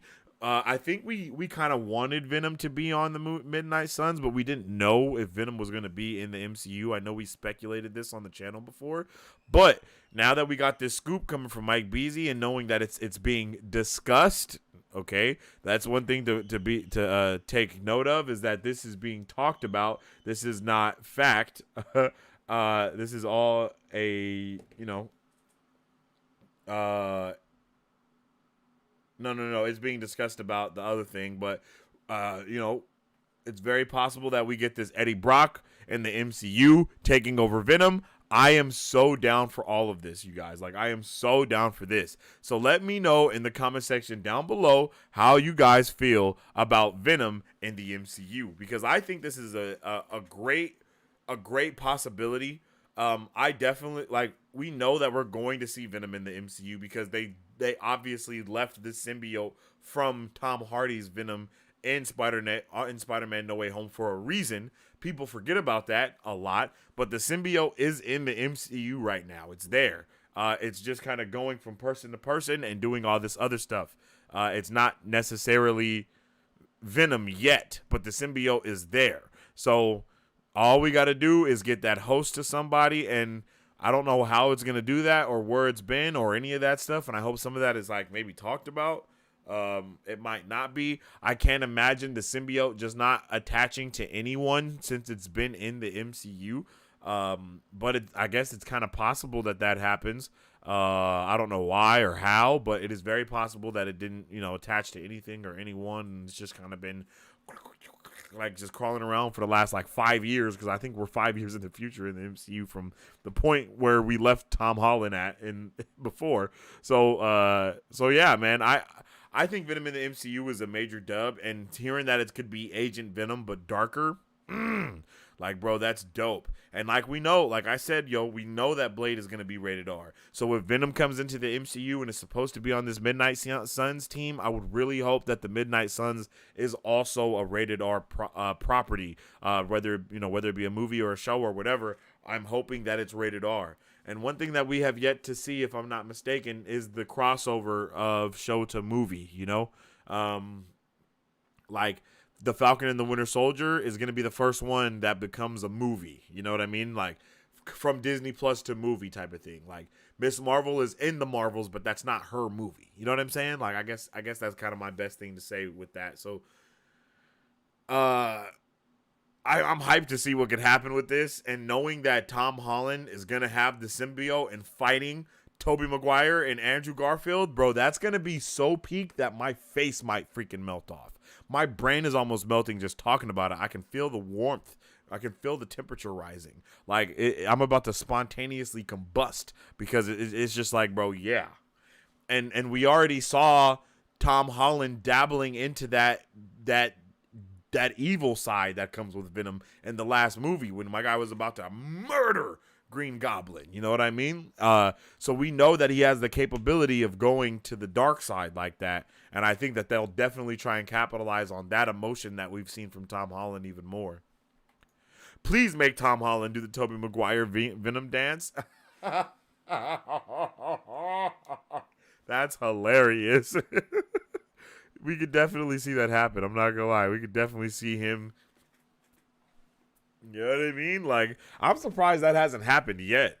Bro, the money that I would pay to see Tom Holland, Tobey Maguire, and Andrew Garfield all dressed up in the black suit with the emo hair doing that dance. Yeah, the internet would definitely break. The internet would definitely break for a night. Like, for sure. Like, for sure. I'm actually very surprised about the MCU Eddie Brock, though.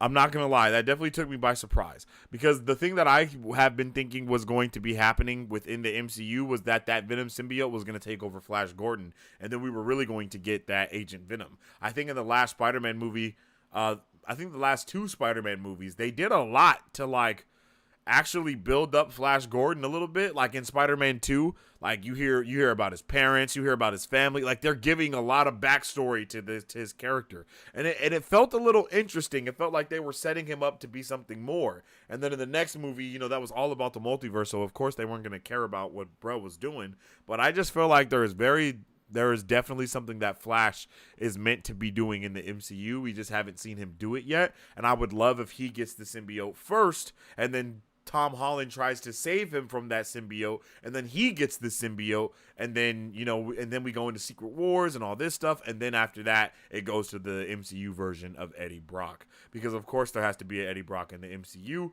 I guess, of course, is stretching it, but Eddie Brock is based out of San Francisco, if I'm not mistaken. So I guess it would be really interesting if we go back and watch some Ant-Man stuff. If we might see some Eddie Brock hints in the Daily Bugle or something, Like I'm just spitballing here, but you know what I'm saying. I'm just talking, but you know what I mean. I'm not sure who Glyph is. That's like the only person that I don't know who their name off of this. I might know Glyph if I seen them, but to see Moon Knight, Blade, Glyph, Werewolf by Night, Man Thing, Elsa Bloodstone, Punisher, and Venom taking on Mephisto, that right there just sounds incredible. It sounds incredible. And I am so hyped to see that. No cap. But that is kind of the only thing that we have to talk about when it comes to Venom in the MCU. Definitely let me know how you guys feel about it. Put your thoughts, theories, and opinions in the comment section down below. And we're about to move on to the next scoop. And then you guys can, bring up some other stuff, and then we'll go into that in the chat later. All right, so this next scoop is this next scoop is a major issue. And that's about Jonathan Majors, yo. We have not talked about Jonathan Majors here on the channel yet, so we're just gonna kind of go talk about it a little bit. Go into the scoop that we have here from Mike Beasley, and basically kind of talk about the other things that are going on around Kang the Conqueror, and all of those things that we know that is going on within the MCU, and what they're gonna do, what they have to do, and all of those good things. So. Whew, talking about Majors, yo.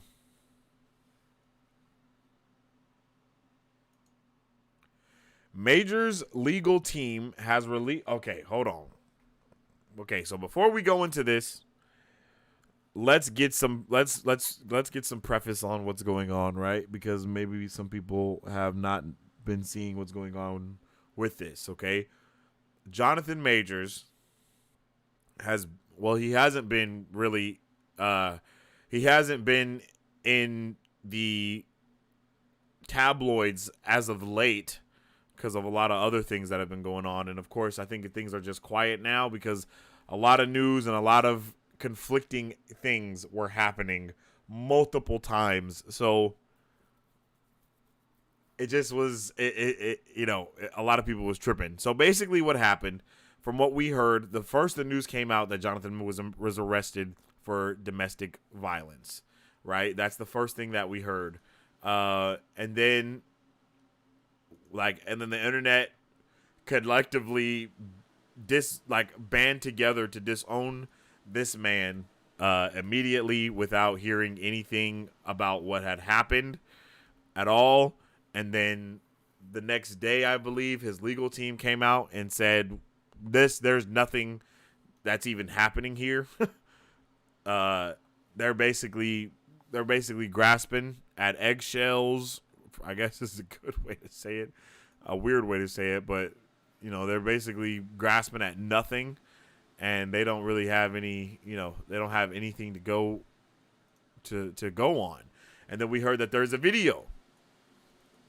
There was a video, and we didn't know what was going on with this video. We were like, "Yo, what does this mean?" And then then we got that, and then there was just a lot of stuff happening. It was just so much stuff going on, and we were just hearing so many things, and people were saying so much stuff.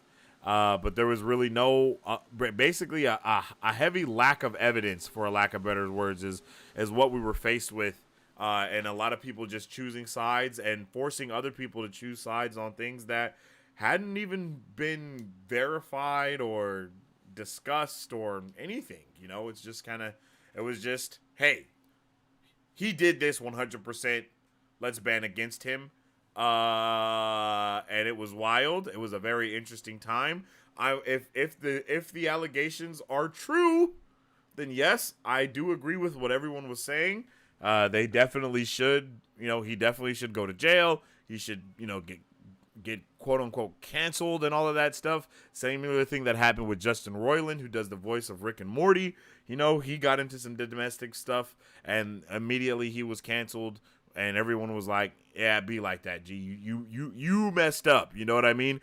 You f***ed up. It's a fact. We see it. We know it. It's not something that's still up in the air. You're guilty, But with this, it's not as cut and dry.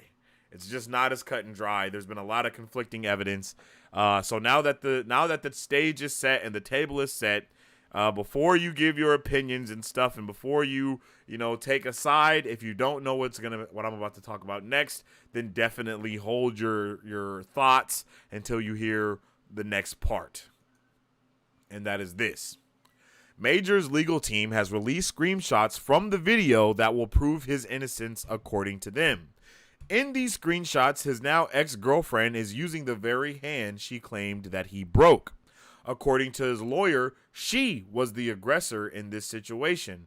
Alcohol was involved. She attacked him. He never retaliated or even raised his voice. He asked the driver, who will testify as a witness, to stop the car so he could escape. She then went out clubbing, where she is seen in the pictures using the hand that had an alleged broken finger.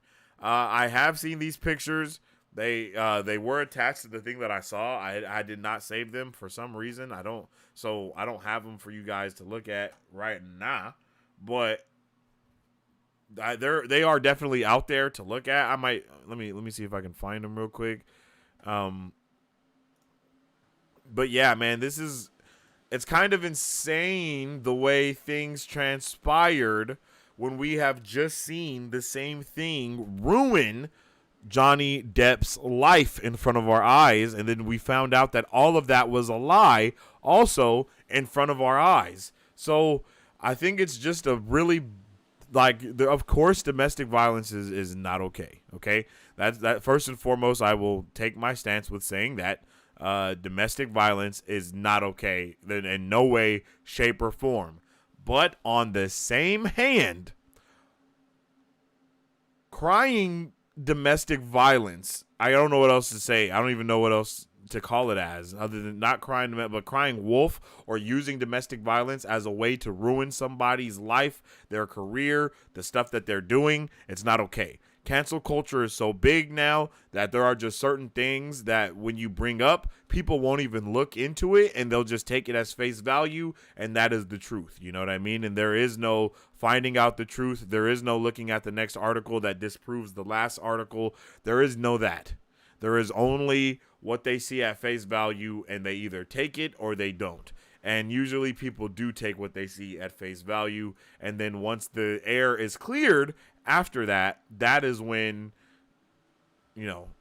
that's when people start saying, oh, you know what, I guess they were right. I guess we didn't know what was going on. I guess we shouldn't have made assumptions right at the beginning, But by the time people actually apologize and actually say stuff, it's, people's lives and careers are already ruined.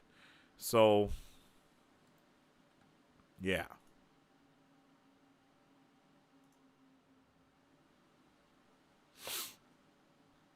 So that is that's not the gist of things, but that is the gist of things at the same time.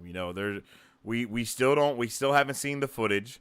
We've only seen these screenshots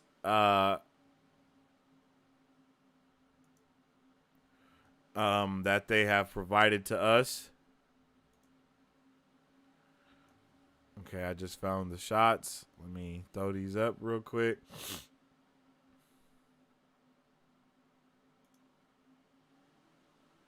Okay. So we see, her. And this is the hand, I suppose, that she said that was broken. Oh, let me go to the big. There we go. This is the hand that she says is supposedly broken. You see she's texting and using it. She's still chilling, holding shit with it, partying, having a good time, out clubbing, paying, grabbing drinks with the hand, paying with the hand, all this stuff that he allegedly broke.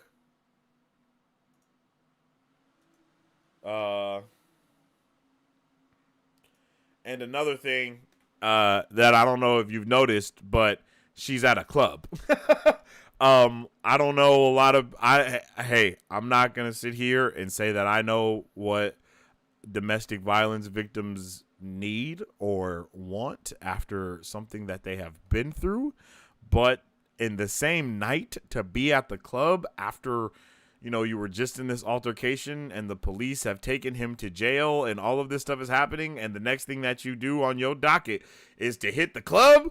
bruh. I mean, like, I think that, we can at least take the time to use some constructive analysis and deduce from this situation that something is afoot, right? There is something not right going on, and there is definitely some things that are being hidden. The thing that makes it iffy, the situation even iffier, is, of course, the things that have happened as of late with Jonathan Major's publishing company, or the management company that he was going through, dropping him. The talent agency and his PR team, they both dropped him from what was going on. But it may be very well that they did that because he was like, bro, I'm not doing none of the stuff that you're that you're telling me to do. I'm not going to go out and say an apology. I'm not going to go out and do this because I haven't done anything wrong. And if I do these things, it's going to make me look guilty. That is very possible. But it is also a PR's team to do that. Like, that is the purpose of the PR team, is for them to, PR, that's what the point is. So it's just a very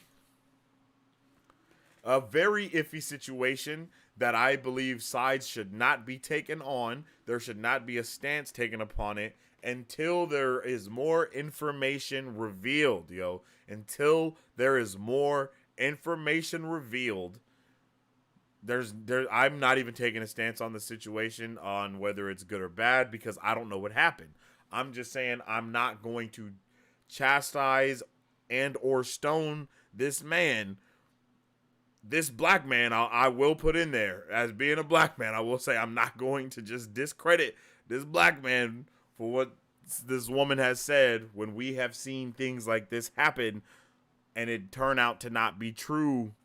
And it's not a good look, It's still not a good look that the judge didn't throw out the case. It's not a good look that the PR team dropped him. I will actively take notice of those things, 100%. And I will agree, it is not okay that those things have happened, and it does make it look bad.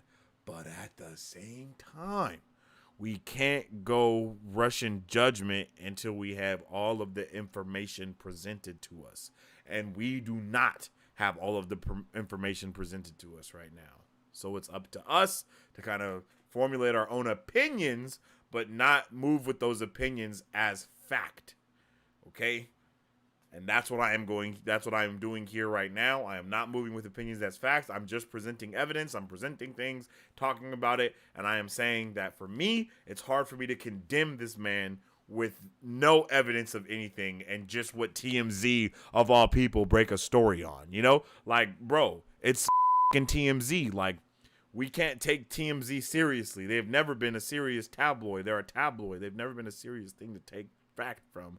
But now that we live in this different age of media, they are people take them a lot more seriously than they would have 5-10 years ago.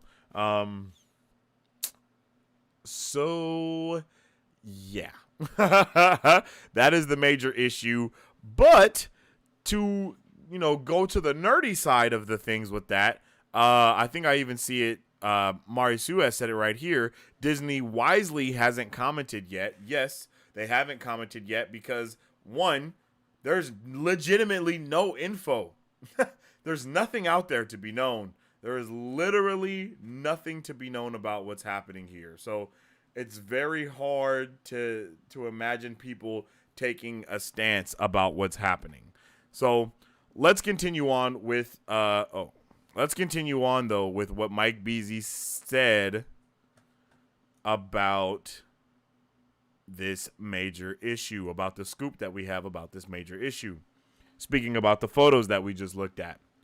You can see her getting drunk in one of the photos. The altercation she was involved in happened during the club outing. From there, she tried to contact him, but he did not respond. She went to his home, where he was not present until morning. He came back around 11 a.m. and found her passed out in his closet, drunk, and she had thrown up in his bed. He called 911, and when the police asked her what happened, she responded with, "I don't know." From there, she was coaxed into saying Majors grabbed her throat and caused the injuries, which led to his arrest. This is what they claim is on the video footage and will lead to him being innocent. Body cam footage with that conversation between the police and Major's ex-girlfriend. We will see how this plays out. Damn, this is my first time reading the second part. I'm not going to lie, so I'm going to have to read it again a little bit to kind of get a little bit more understanding on what's going on here. But basically, we know that oh yes, that's something that I did leave out before, is that he is the one that called the police on her. But they asked her what was going on, and then they grabbed him and arrested him and, and all of that.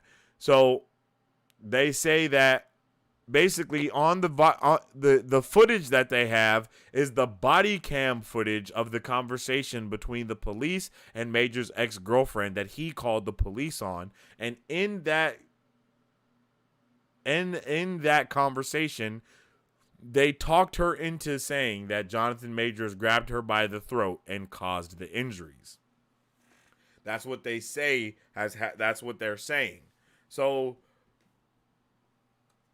I don't know. Like I said, this is a major issue, and I have no idea what the truth is at this point in time. But I do know that we as people, we can't condemn somebody else for no reason again. Like this is not the time for that. And Jonathan Majors was legit was just now on such a big rise to fame, such a big rise of being like out there and doing all the stuff.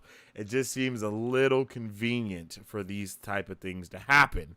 But sometimes when people have all this rise, that's when they make the biggest mistakes of their lives. So all we can do is just wait and kind of see what's going to happen next. And at this time, it does seem like there is a big bullshit wave of information that is not being given to us as the public. And I even talked about this when Ezra Miller threw that chair at that person.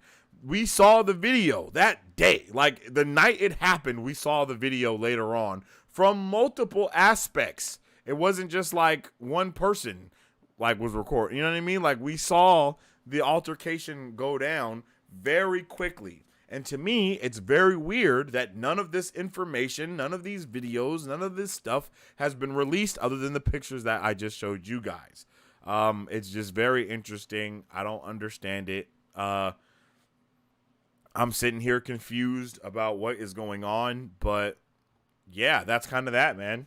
I was starting to think you were avoiding the Jonathan Majors issue, the Jonathan Majors elephant in the room. Nah. I wasn't avoiding it. I think the last time I was about to talk about it, I was just like, nah. Nah, bro, no. You know what I mean? So we just got to wait and kind of see what's going on here and see what's happening. And, we're going to be able to actually formulate a decision once we get more information. I never forgave TMZ for how they traumatized Britney. For real, though. For real. That was a terrible Jad joke. It's a major issue. I'm so proud. Hey, man. Hey, it just comes natural. You know what I mean? It just comes natural. The dad jokes just be dadding sometimes. But on the nerd side of this major issue, Disney is ready to recast Kang if needed, if necessary. Kang is a multiversal character, so it is not hinged upon him being the same person. Now, the post-credit scene for Ant-Man Quantumania, it definitely makes it a little bit harder, but we do see other versions of Kang there. We see alien versions of Kang. We did not see any other people other than Majors, and we didn't see any women versions of Kang. But in the comics, there are women versions of Kang. There's man versions of Kang. There's black dudes, white dudes, all types of Kangs everywhere. Aliens, alien Kangs. You know what I mean? There's multiple Kangs. So I think they should.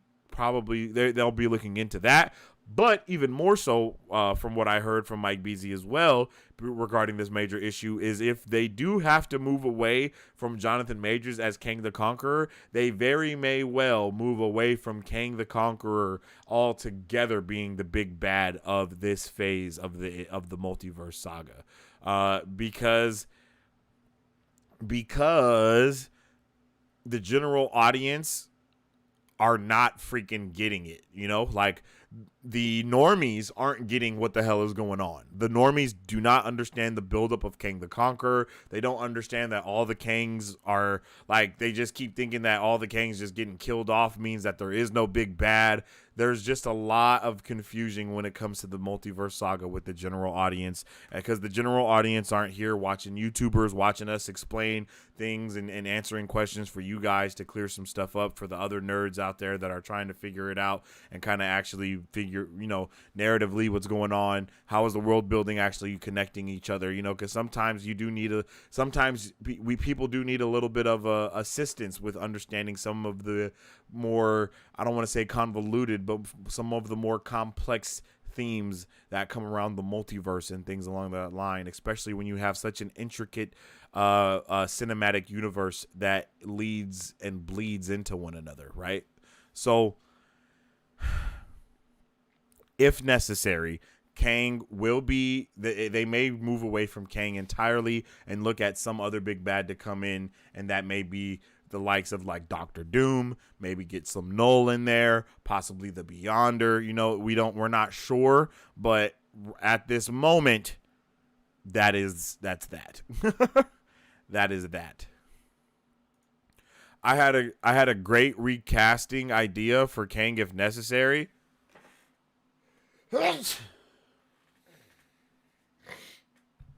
Who? What if we got, now hear me out, Barack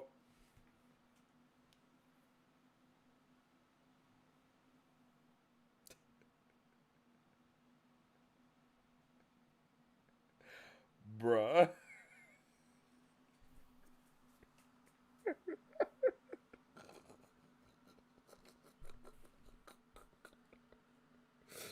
Bruh.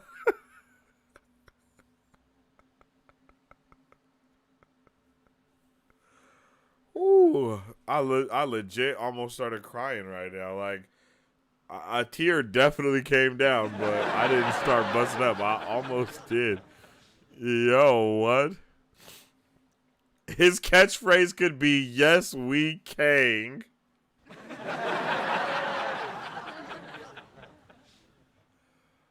Bruh.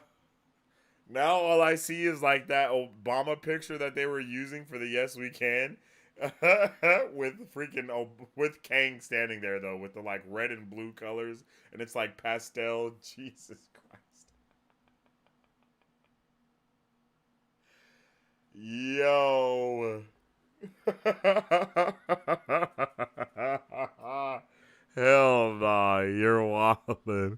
You're upset with me, aren't you? I'm just like, yo, what? Yes, we can, yo.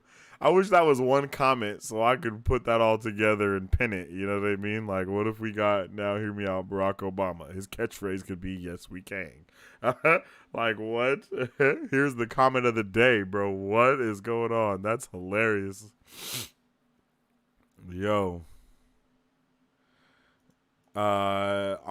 Honestly, John Boyega would be a great replacement. I don't know about that, G. I'm not gonna lie. I don't know, man. Maybe. I don't know if I've seen John Boyega in enough stuff to put him up there with my guy Jay Majors. You know what I'm saying? Like, Jay Mage is just, he's like, Jonathan Majors is an extraordinary actor. No cap. Like, he is an extraordinary actor. And I think John Boyega is good. Don't get me wrong. But I don't think he's on the level of Jonathan Majors. But I can definitely see him, like, in the role. I can see him in the Kang fit. I can see him in the Kang fit for some reason. And I can see him as, like, Ramatut Kang that we saw. I can see him as all of the Kang variants we've seen. Like, I can see him as that for sure. Marvel would treat him better than Disney. I think you mean Marvel would treat him better than Star Wars. Yeah, for sure. Marvel definitely would treat him better than Lucasfilms did, because Star Wars did him dirty, my guy. Lucasfilms did my guy dirty. They did my G dirty, dirty, dirty, dirty, dirty. They didn't really care about my guy. But I don't think he wants to do Marvel MCU stuff. You know, I think he's already came out and said, nah, fam, I'm good. You know? So, it be like that sometimes.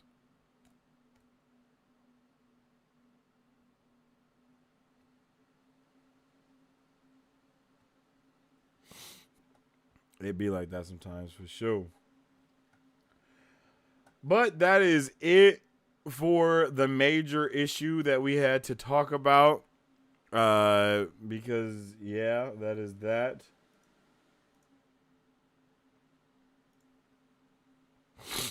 Damn, sorry.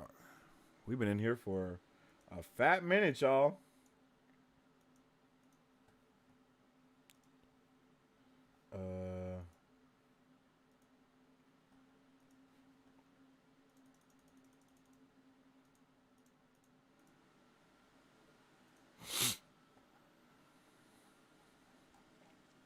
And then, oh yeah, we already talked about Zorro possibly being Galactus. I don't think we're with that at all. I don't think anybody was down for that.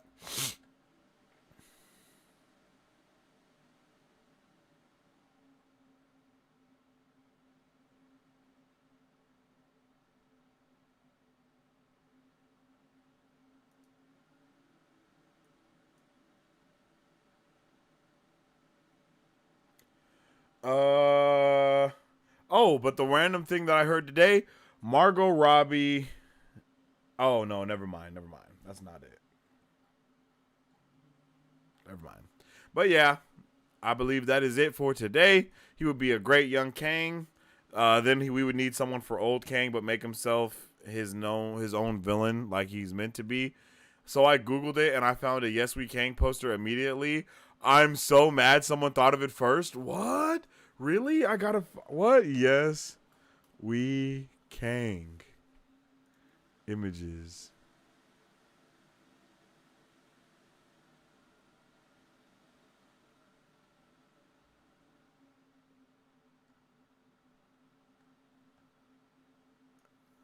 I see.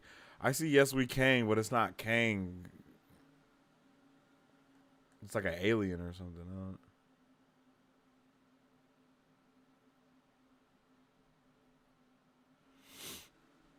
Oh! Wait, this is from Lego Marvel Superheroes, yo. What? Not in Lego Marvel. Not Lego Marvel Superheroes having Yes We Kang be a thing. I am freaking mind blown. And this is what? Marisu. Yo. I mean, how could you really can't even be mad about that one. That's just insane. That's just like, what? How is that even possible? Like, like, yo, what?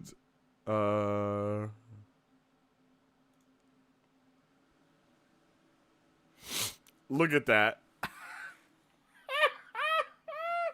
This is from Lego Marvel Collection, the game, the actual shit too. November 8th, 2017. Yes, We Kang.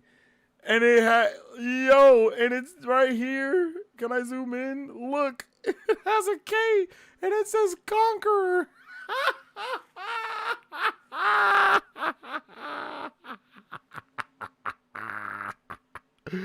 That's hilarious, yo. That is hilarioso.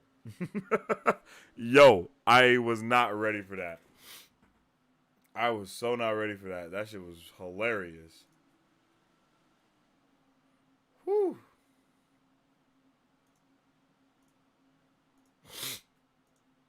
Damn, son. That's insane.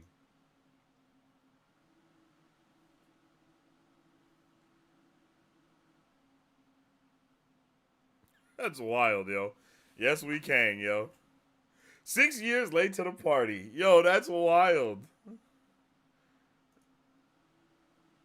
I was like, this isn't. I'm like, yeah, it says yes we can. But this is like an alien or something. No, this is a goddamn.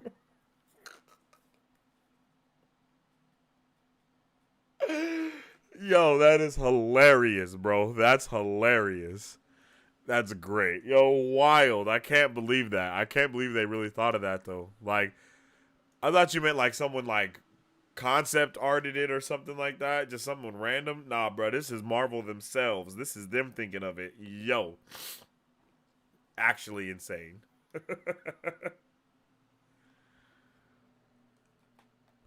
But with all that being said, I appreciate each and every one of you for tuning in and vibing out with your boy today. We have talked about a lot of things, and it's been a marvelous Monday indeed.